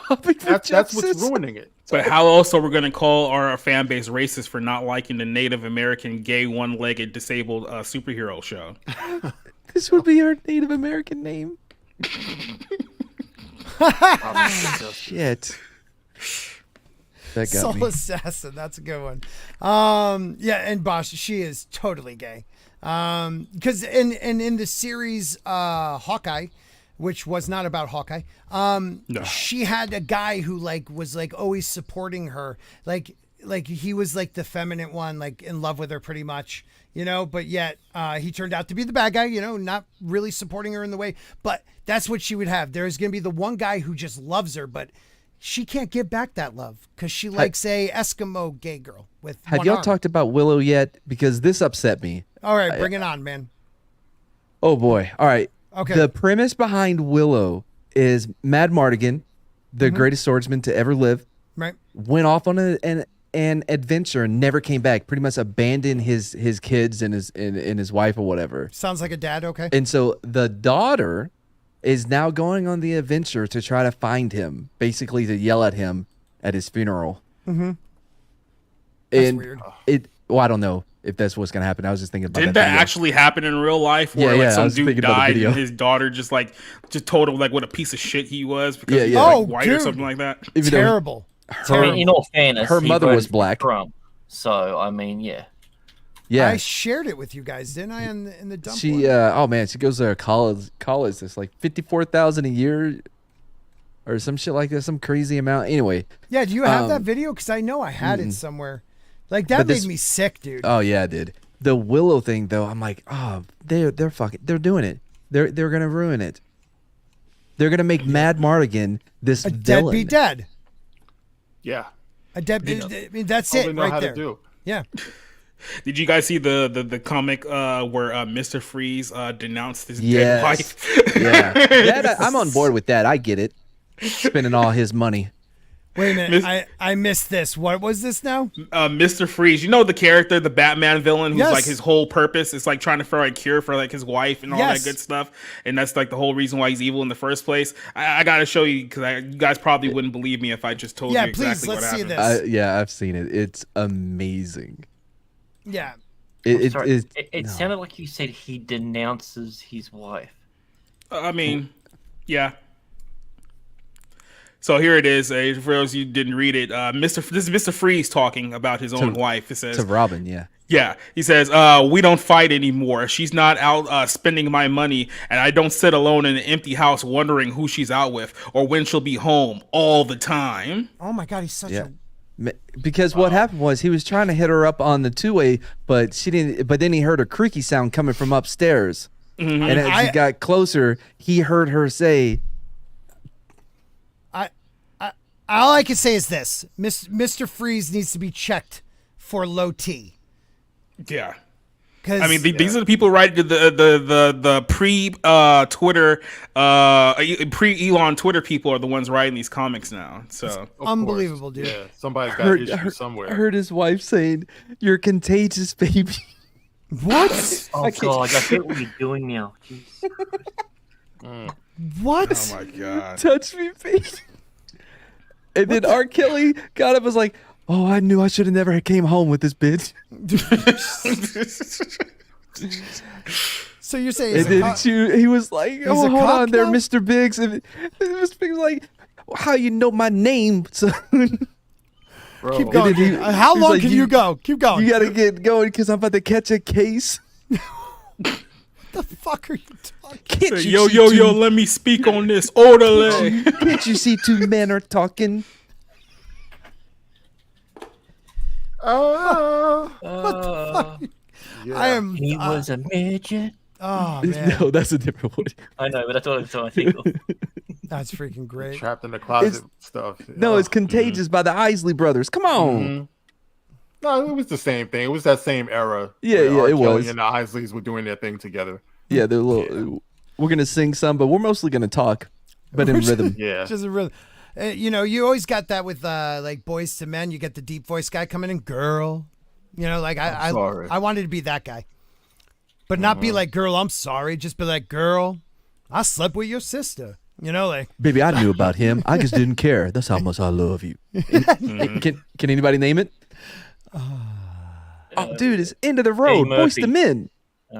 Oh, that's what I was just doing too. I wasn't a Boys to Men dude. There was some simps. What? Yeah, they. I swear. Come on, man. I'm down on bended knees. No, that was Like, all for bro. one, Mr. Yeah, I Gregory. know. In all fairness, I couldn't tell the difference because we only got 2 or 3 different R&B groups over here, and they never said who they were on the radio. They just played them, so it was like a guessing game. Was it O Town? I'm trying to name it. All for One. Yeah, and All for One. what would be another one? Boys to Men, and there was Did you get NSYNC? Yeah. We by that stage they started doing that, but no, it was another all black group with that one white guy in it. Eminem. Third. Yeah, that's exactly what we're talking about, Scott. Thanks for playing. Yeah, thank you. Oh man, what's his band? D12? D's No, nuts. it's not D12, but yeah, that actually does fit the criteria. But no, it's not that one. Damn it! I just lost what I wanted to show you guys. one Son of white a- guy.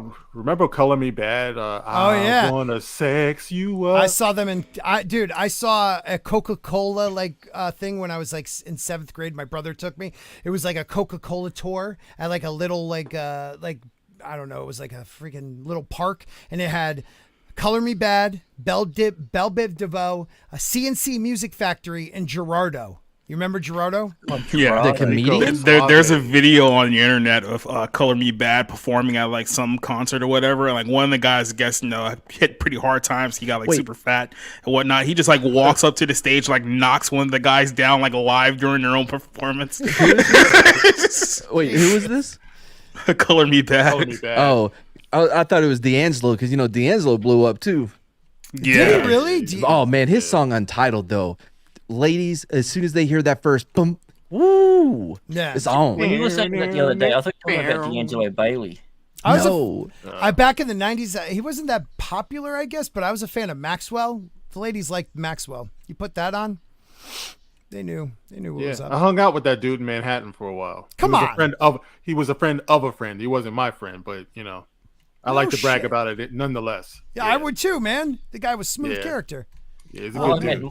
I met Mark Morrison in an elevator once. And he me bragging. Oh, Who's except that? for now, I just I played did. it. He sung Return of the Mac. Return of the Mac.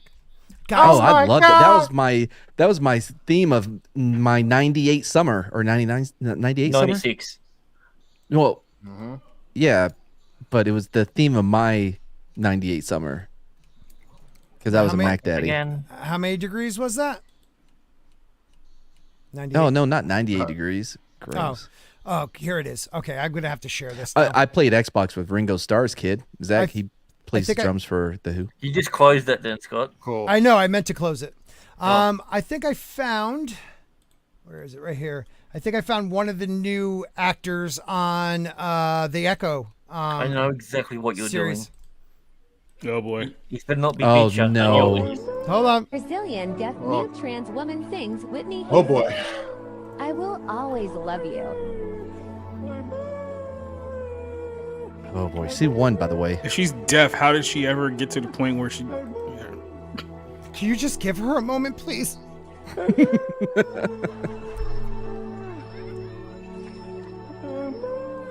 Security. Look how hard you have to try not to laugh. Have you seen her interview? No. After this? Hamburger. Yeah. Hamburger. We went in the deep dive. She felt it right there too.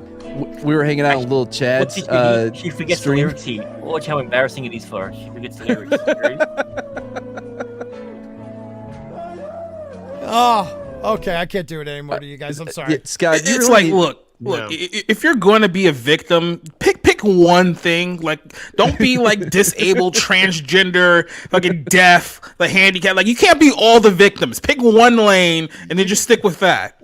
In all fairness, she never claims to be a victim. She does this because she genuinely thinks that she's good at doing it. We did a deep dive the other night on Little Chad's stream about her. But Scott, you really need to get her on the dump sometime to have a conversation. Totally reach out. Her name's Bitcha Muda. But doesn't Grant do interviews? Isn't that his thing? he used that joke, but I wanted to use it tonight. Oh, okay. So this is the moment where the color me bad. Oh, color me bad fight, guys. Hold on. Yeah. Man, look at that crowd.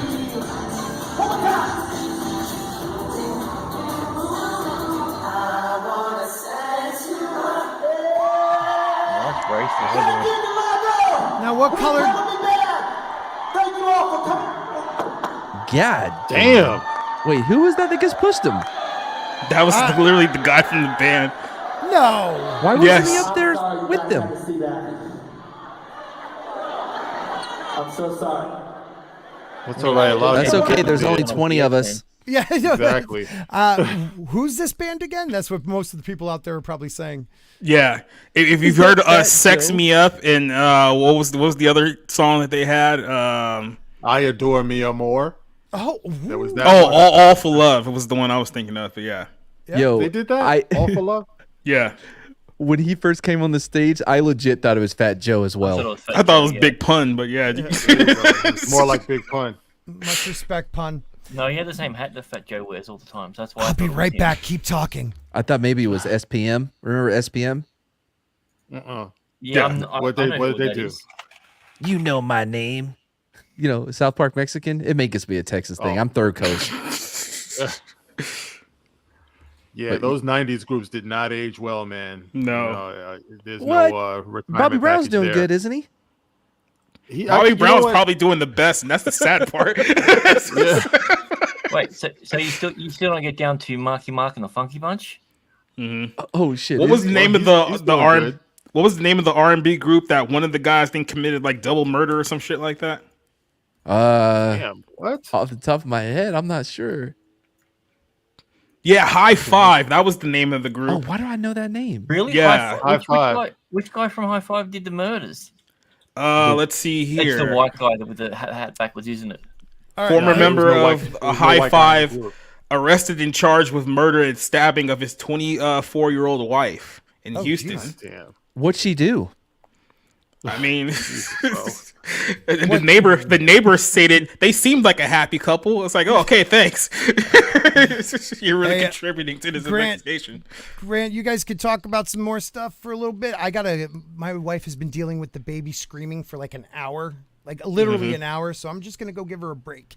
If I'm gone for a little while, you guys just could shut it down when you're ready. Because I'm a dad, and Dad's got to do what Dad's got to do. So I love you guys. I'll be back hopefully soon because I'm like a baby whisperer. Yeah, I got care of that. We'll hijack the show. There's hijack. Talk about whatever you want to talk about later. I think we're on this R&B kick now.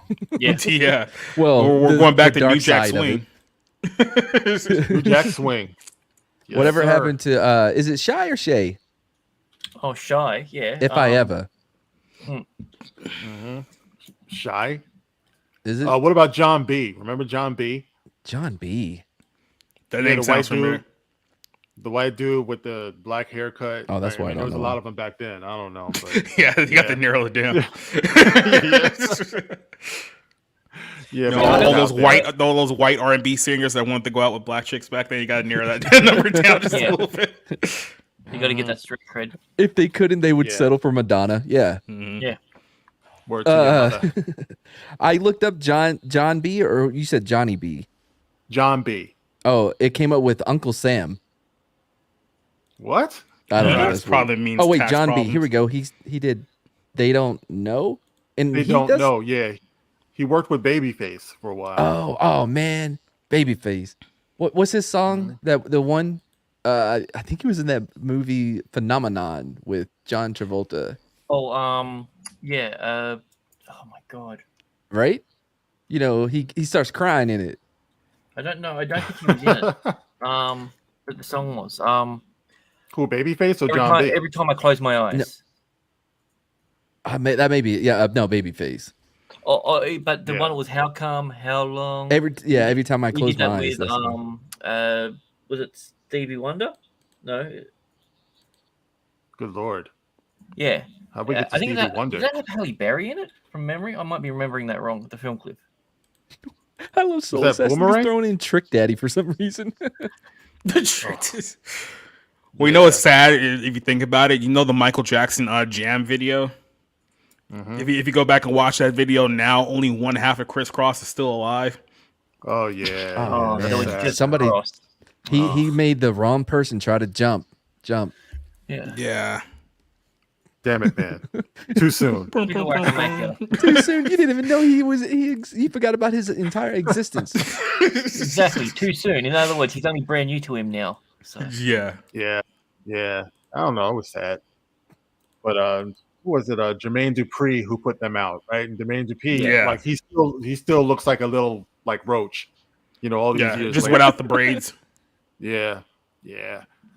That See was a Ludacris magical try time. to grow his shit back again after like he had it like cut for like so many years. So yeah, the only time Jermaine Dupri was relevant in the last 20 years was when he was beefing with Eminem. Yeah, and I thought it was when you were gonna say when he was dating Janet Jackson.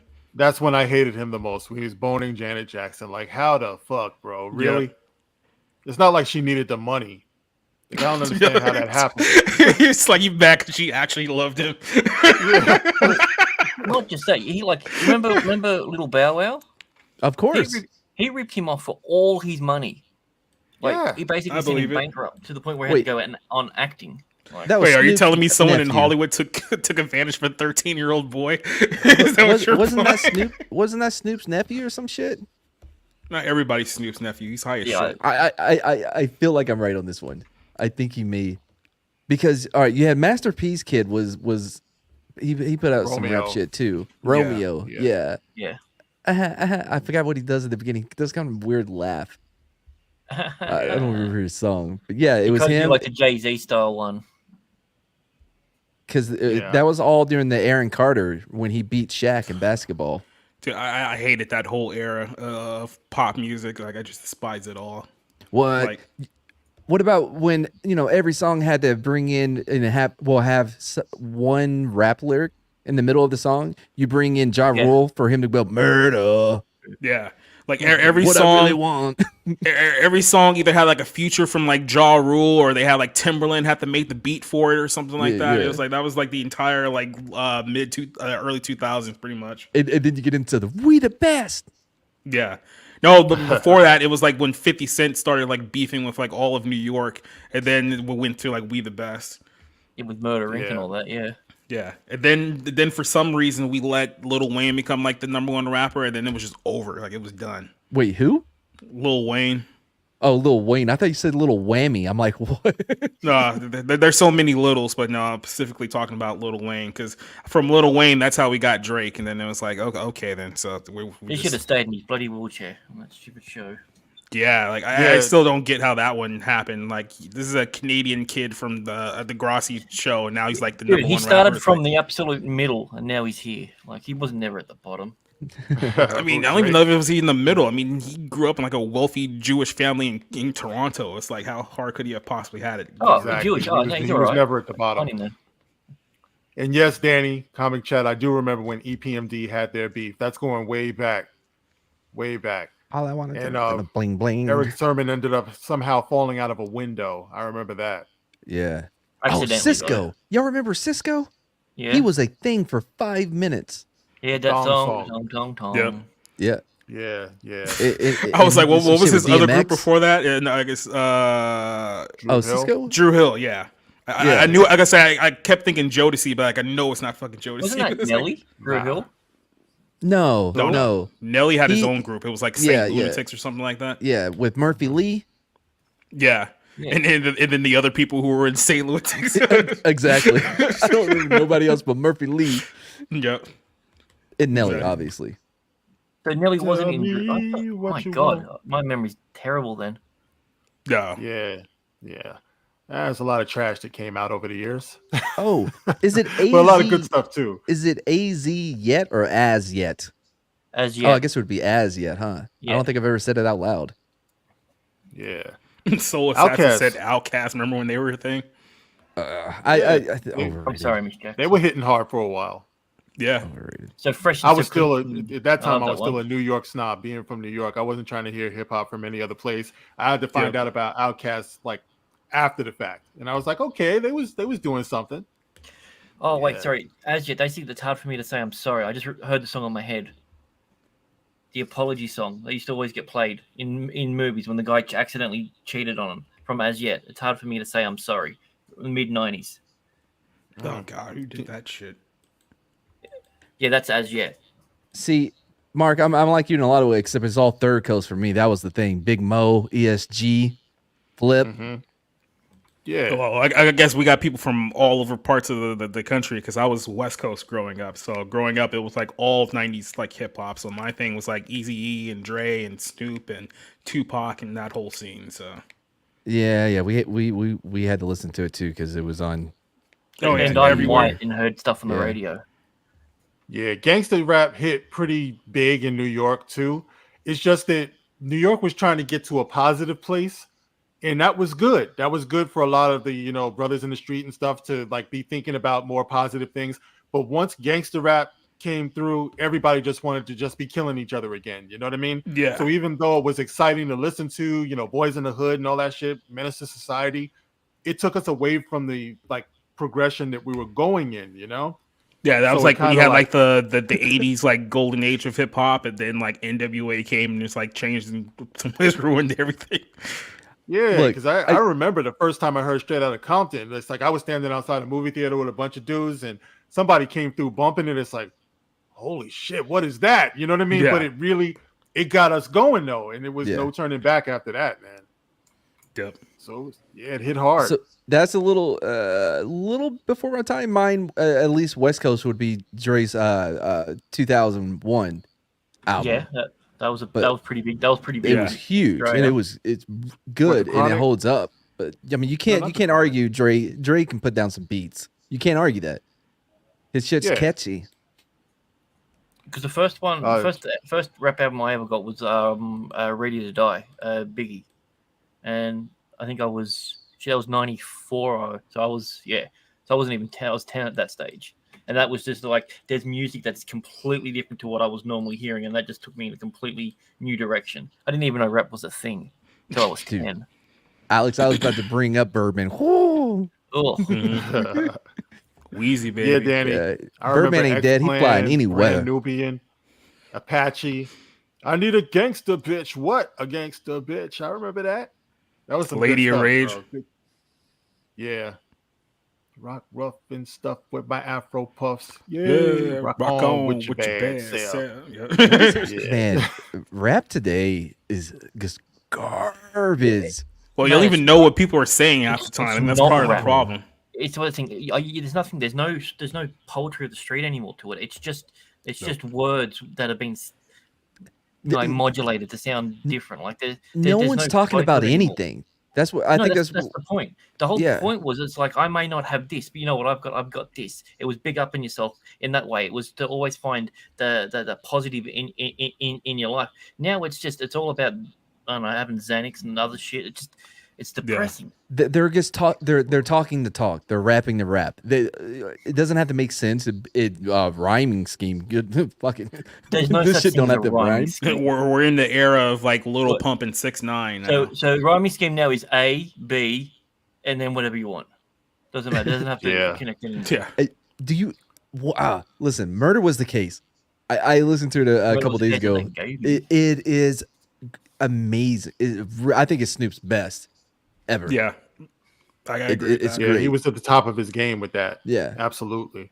But see, that's the reason why I always loved hip hop when I was growing up, because to me, as far as I can tell, it's probably the first time in American history that black men actually expressed themselves, like what was on our minds, and it meant something. You know, when you heard Public Enemy, you know, all of those groups that were out back then, all the different styles, Big Daddy Kane, Cool G Rap, you know, just so many of the founding fathers who were even Melly Mel with the message. When you get to express yourself, you should be saying something relevant. These days, they're just saying some bullshit, you know? Mhm. And to me, that's playing into the stereotype where you guys got nothing on your mind. You got nothing to say, even though so many of them came out of terrible conditions. You got to be a philosopher, a street philosopher, when you come out of a certain condition. But for some reason, it's not reflecting that anymore. We're not talking to the kids anymore. Like there used to be cautionary tales. Even if you listen to NWA, Eazy-E, Ice-T, you know, there was always some type of cautionary tale, even though they were talking gangsterism. Now it's not like that at all. There's no Great caring example is Immortal Technique. You know, he has that track where he's talking about this how do I say this? This chick that gets taken advantage of on the roof and then dies, but when they uncover her eyes, it was her son that was doing it, and then the dude, Immortal Technique, was there on the roof with them. Dance with the Devil. Yeah. Oh man, you want to talk about it hits deep because it's true. You can feel it, the authenticity, and I think that's what's missing a lot now is no one's being real. People are being whatever the hell that dude's name with all the tattoos that was ratting on people in jail. What's his name? I don't know his name. Takashi. Yeah. No. What's it? Who gives a shit? There's too many of them to count at this point. One of the guys. That's funny. Danny's talking about Deep Cover. That song is fire. Yeah. You know, the funny thing about that is, considering the topic, and my brother, you know, who's passed away, but he was a cop. That was his favorite song. So it was weird to hear him as a cop, you know, talking about it's 187 on an undercover cop. I'm like, you do realize what you do for a living, right? Yeah. Yo, hey, when I was a cop, man, windows down, listening to what's that? Whoop whoop. That's the sound of the police. Yeah, KRS-One. Yeah. Yeah, man. Shit. Yeah. I had a buddy like that who was also a cop back in San Diego, and he would be bumping like what's his name, Ice Cube's Ghetto Bird. He would be bumping that song. It's like, you do listen to the real lyrics of this song, right? Like, dude, what he's talking about. He's like, I don't give a shit. One of my favorites from him never gets any play, but Ice Cube. Remember that song he did after the Rodney King verdict called "Tear This Motherfucker Up"? Mm-hmm. That's got to be one of the rawest songs, bro, because he put all the rage into that song from that verdict. Mm-hmm. And you know, sometimes I play it for my son because I'm like, you realize times hasn't really changed that much, you know, in terms of, you know, like I said before, when black men get a voice or the disenfranchised, because people from all over the world listen to stuff like that. Yeah, you know, and it's pretty deep, man. We talked about, we just brought up KRS-One, Sound of the Police. People forget that song was done like 30 years ago. Hell yeah, that song came out in like 95. Yeah. Like, listen to that song, listen to what they're talking about now. It's like, things haven't changed much. It's like, I know a lot of people think that, oh no, the things are completely different now because of Trump and Obama. It's like, a lot of these things have been around for quite some time. You just didn't remember it from that. Great example is Chris Rock's stand-up was one of the greatest ever. His Bigger and Blacker. Yeah. Everything he talks about that is still relevant to this day. It's insane. Like great. Prophetic even. Like I said, that was what, mid-90s? CGI. Yeah, 99, I think. Maybe. Yeah. Was it that early? Yeah. Well, yeah, he had that one, which was 90, like I think 99. Then he also had another one that was like a few years before that one, but I can't remember the name of it. No, I have to go back and check. There was another really popular one that he did that was like mid-90s. Yeah. You know, that's why I get hype about the whole Black Panther thing too. It's just because, you know, at every turn, the image of like the black man gets like fucked up. You know what I mean? Yep. Now you see it happening with men in general. You know, you see men talking now about, you know, what's going on with the image of men. You know, how come we're being made to look like fools out here, you know, in front of our women and our children and stuff. But for black men, it's been like that since the 50s, 60s, 70s. You turn on the evening news and, you know, all you just see is, you know, black dudes doing like dumb shit. You know what I mean? Yep. And people have to make it a point to perpetuate that image. You know, like I said, with hip hop, it was going in a certain direction where, you know, I was at the Million Man March, you know, in what is it, 1995, you know, with my father, and we were just moving in a more positive direction. But it just seems like something always happens to knock that back, to take it away. So that whole T'Challa thing was very, very powerful. You know, little kids seeing a king and a kingdom and, you know, technologically advanced and everything. In the very next movie, they destroyed it. Mm-hmm. But we still have the fucked up hip hop that's out here now with a bunch of ignorant people. And what's that dude's name? Lil Nas X and all of this stuff. Who do our kids have to hold on to? He's so soft, man. Like come on, his heart pumps Kool-Aid. Listen, I tell you what happened. I can tell you exactly. We were on the right path, but then they turned on that Higgs brigand bullshit. White people messing around with atoms and shit, and put us on this different timeline. That's real. That's science. And they just turned that thing back on. By the way, the special from Chris Rock that I was thinking of was called Bring the Pain. It came out in 1996. I was thinking Never Scared, but that came out in 2005. Yeah, that one was the later one. The Bring the Pain was the one that I was referencing. That's another really, really good one. If you like old school Chris Rock stand up, that's one you definitely should check out. Yeah, he was on a different level, man. Alex Moore, you were at the Million Man March. Respect. Anybody who was there, it changed your life, especially if you were young, if you were a kid. You know, a lot of men, you know, they went back to their lives as it was, but you know, for a lot of kids, that was very, very powerful. Yeah.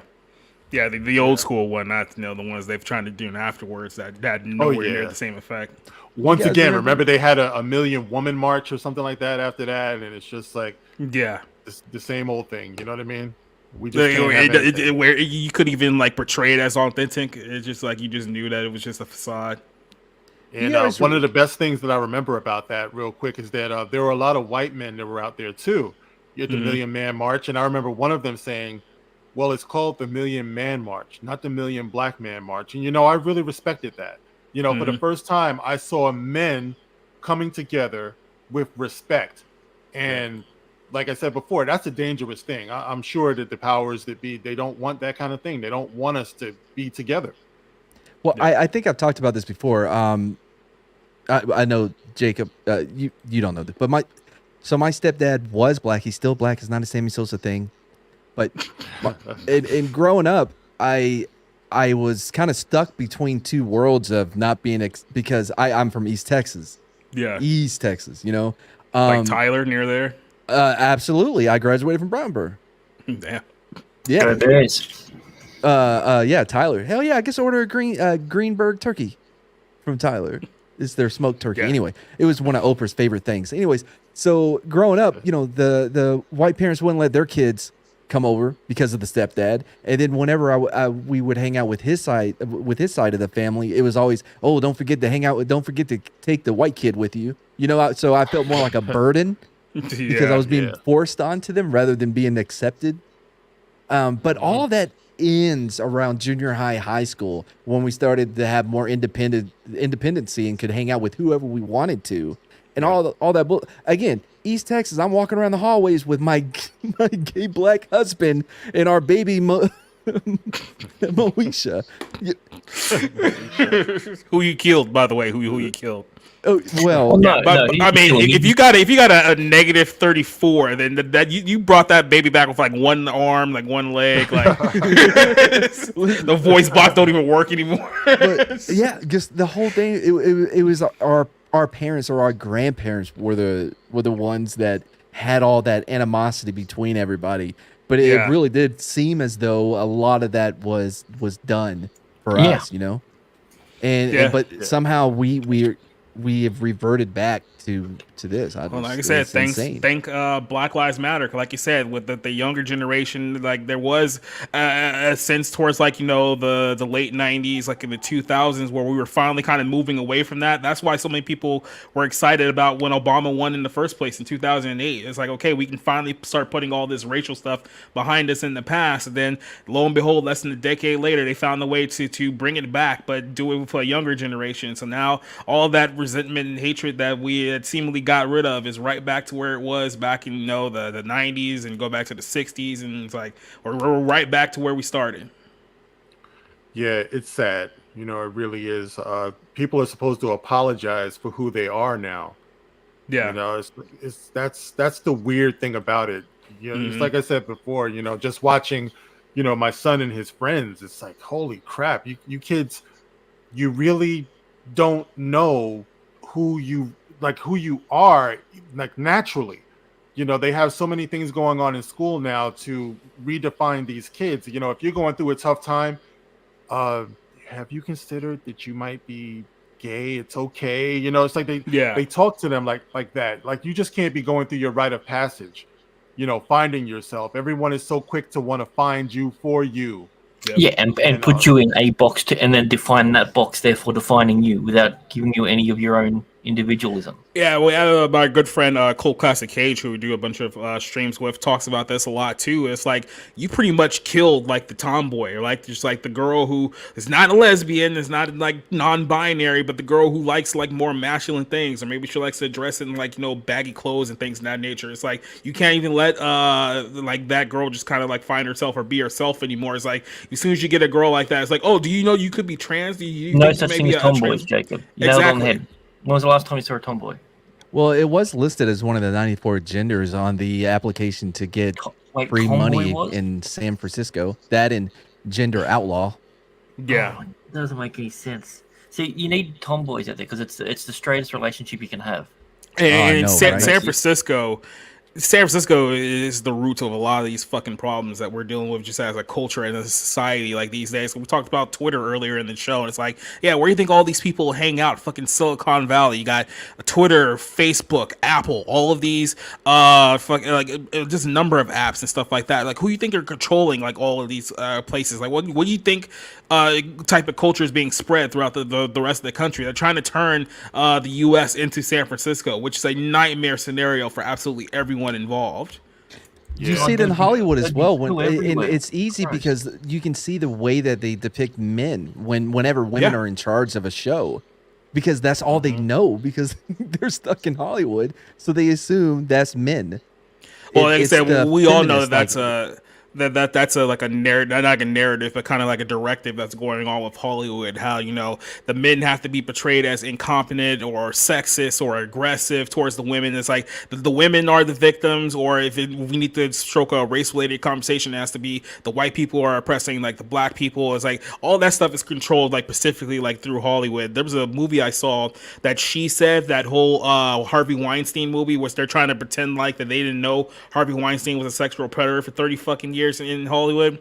So there was one scene where they're just at a bar talking about the case, and some random guy just shows up and just starts harassing him like aggressively and sexually, and it's like that scene had absolutely nothing to do with the movie whatsoever. It was only put in there because we need to portray a narrative that this is what women have to deal with every single day. They just have to deal with these sexist, dangerous men. Like, every day is a war zone. Like, that's what they want you to take away from the movie. So you think that this is the real world when it's just the fictional world that they've created. Yeah, absolutely. A gender outlaw when they come to go pew pew. Yeah. Like, men and women, there's a such thing as attraction between men and women, and that's something that they just can't wrap their minds around anymore.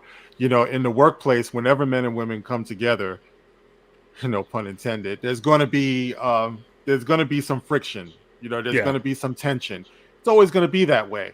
You know, if there's any men out there who ever got their ass slapped at work by a female coworker, you know, and she says something inappropriate, she kind of wondered about your package. You know what I mean? It's like we've been there. We've all been there, and you can't be that dude. Oh, I feel so uncomfortable with what you said. You know what I mean? How do you think office Christmas parties used to be a lot more fun back in the day? Let me tell you. You know what I mean? And that's a natural thing. It's a natural thing. I got my ass slapped at work the other day. I mean, I work by myself, but it still happened. Yeah. I slap my bum every day. I mean, supervisors touched me a few times. I got called into the office a couple of times. You know, I ain't like it.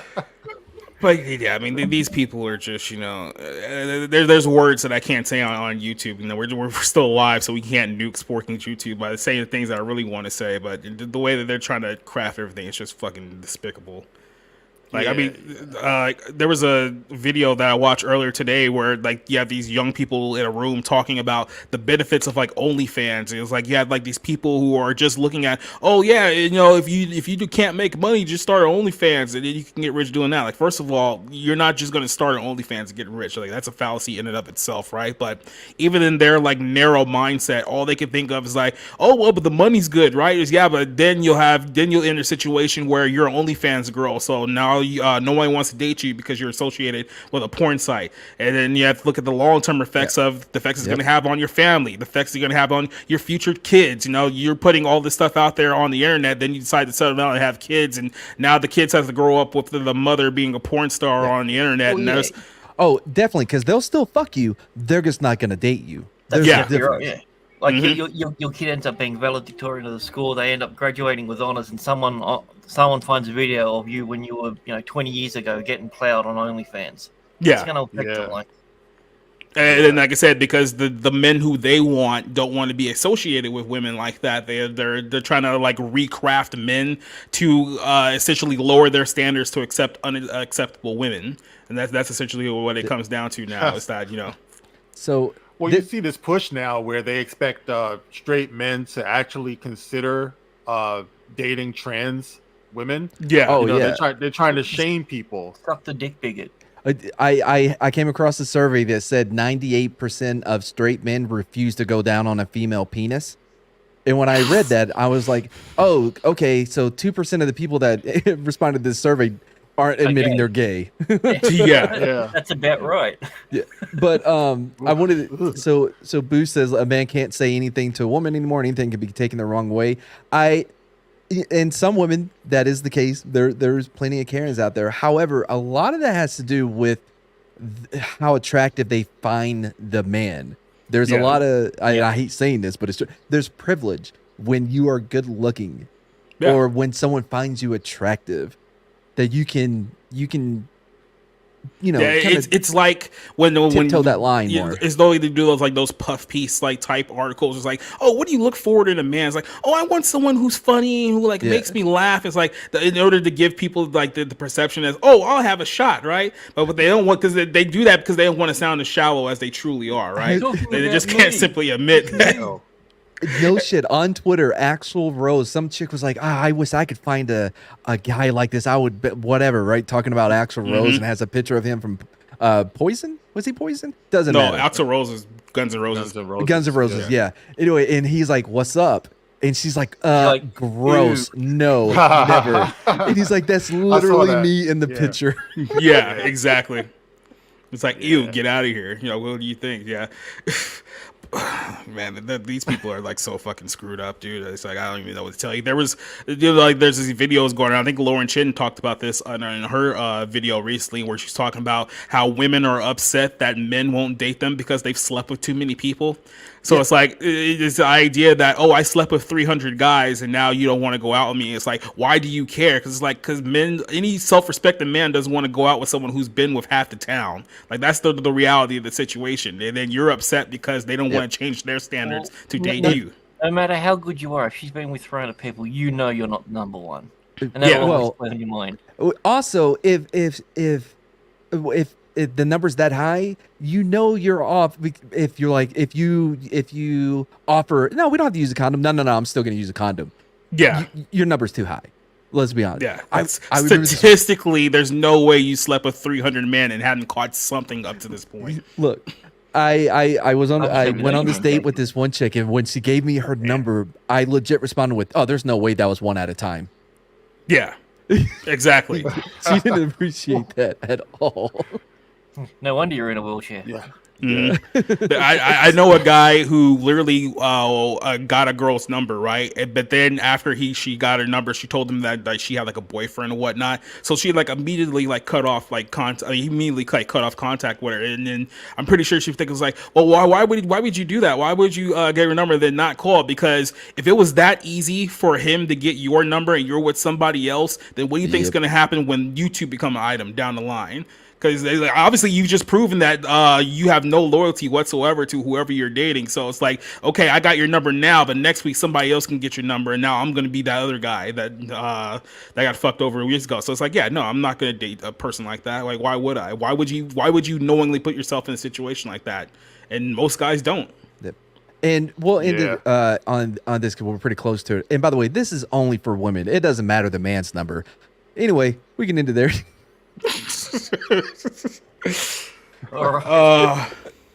Do you want to do the plugs and yeah, we roll can, on out here? Definitely.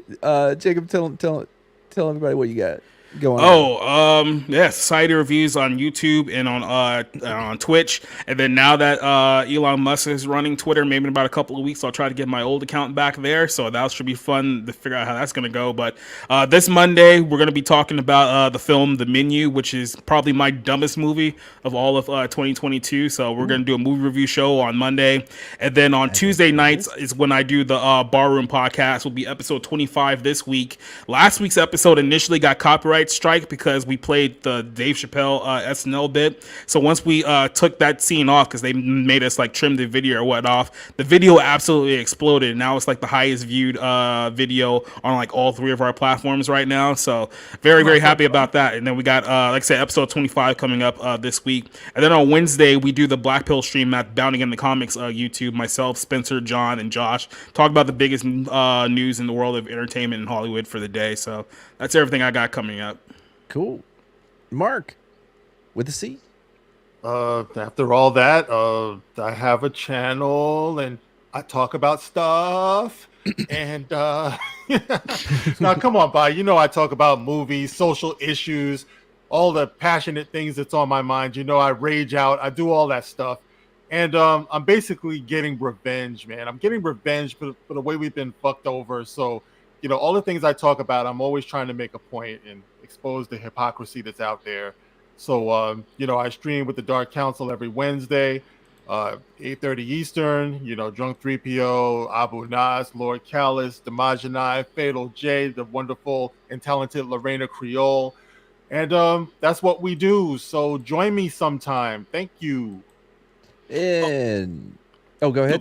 No, I was going to say Leanna Carroll. I'm actually supposed to be doing an interview with her tomorrow. I just don't know the exact time. Awesome. I think it's 3:00. But yeah, I met her in Orlando too. She's a great person. So definitely recommend her stuff. Absolutely. Hey, talk to Lorena about getting on with the Dark Council if you ever have some time. You know, check out what we do, and you know, that would be fun. All right, no problem. Wow, I can't believe this. How long we've been doing this? I've never been invited. Well, I mean, I've been invited. I've interviewed you, and I haven't got an invite. I've been invited to the chat that's adjacent to the stream, but never on the. Grant, what you got going on, man? You know. Oh, wait a minute. Scott just sent me a message. He wants me to play this video. Okay, let's see what this is about. Is this a secret message? Yep. My name is Scott. I have great love and affection for LGBTQ AIP. You know, it's not much love, but I know 50% of are Jewish. And I don't know why, but I digress. I will indoctrinate my children into believing there's 95 genders and they need to bend the knee because they are a freaking white kid. My wife is half African, 2/4 Congan, 50% Native American, half Jewish man who doesn't work. I don't know what's queer, what's gay. I want to kill black people and gays, and activists and gypsies and tough gays and Christ. And some kid named and Santa Claus and skinny gays. You know I love you. The little guy with the mustache from Germany many years back. Don't hate the supremacist. Bro, I appreciate genocide. And I hope you have the bad day. Jesus. Wow, base department. You know that was coming. So, yeah, on that note, I don't really have much to say. You're no longer allowed. Did you do that one, Grant? I have no idea what you're talking about. You're never allowed to record anything I ever do. Oh my god. So for me, I don't know how I'm gonna follow that up. Getting ready to release our Movies with Mad episode with Hard Ticket to Hawaii. Sorry, Hawaii. We just Now it's did. stuck on my head, man. Thanks. We just did Blood Debt, which. Oh man, we did New York. Have you ever seen New York Ninja? Nah, I don't think about it. It's bananas. But anyway, we watched horrible movies, you know, and then I'll edit it and make it real short. Try to keep it about an hour. Yeah, it's hard to. Yeah, there's another guy that's on there. There's a whole bunch of us Slenders on there. Chad's on there. My girlfriend even will come in and watch a few. Yeah, it's a lot of fun. So I will be releasing Hard Ticket as soon as I'm done editing it. Anyway, I guess that's it for us here at Sporking News Podcast. Jacob, thank you so much for being on. Yeah. We got the host of the show to actually show up for like at least an hour before he dipped out. So I mean, you know, there's that. I mean, that's progress, right? It's been 6 months since he's been on the Wednesday dump that I am forced to do for him. Mm-hmm. Yeah. So he's doing great things. Thank you to everybody in the chat. There's going to be no credits because apparently Scott deleted them when he was uploading the other stuff. I found some somewhere the other day. What did I do? I did the updated. Jesus, Scott. The updated. What was it called? We'll just do this one. Somebody help me! I think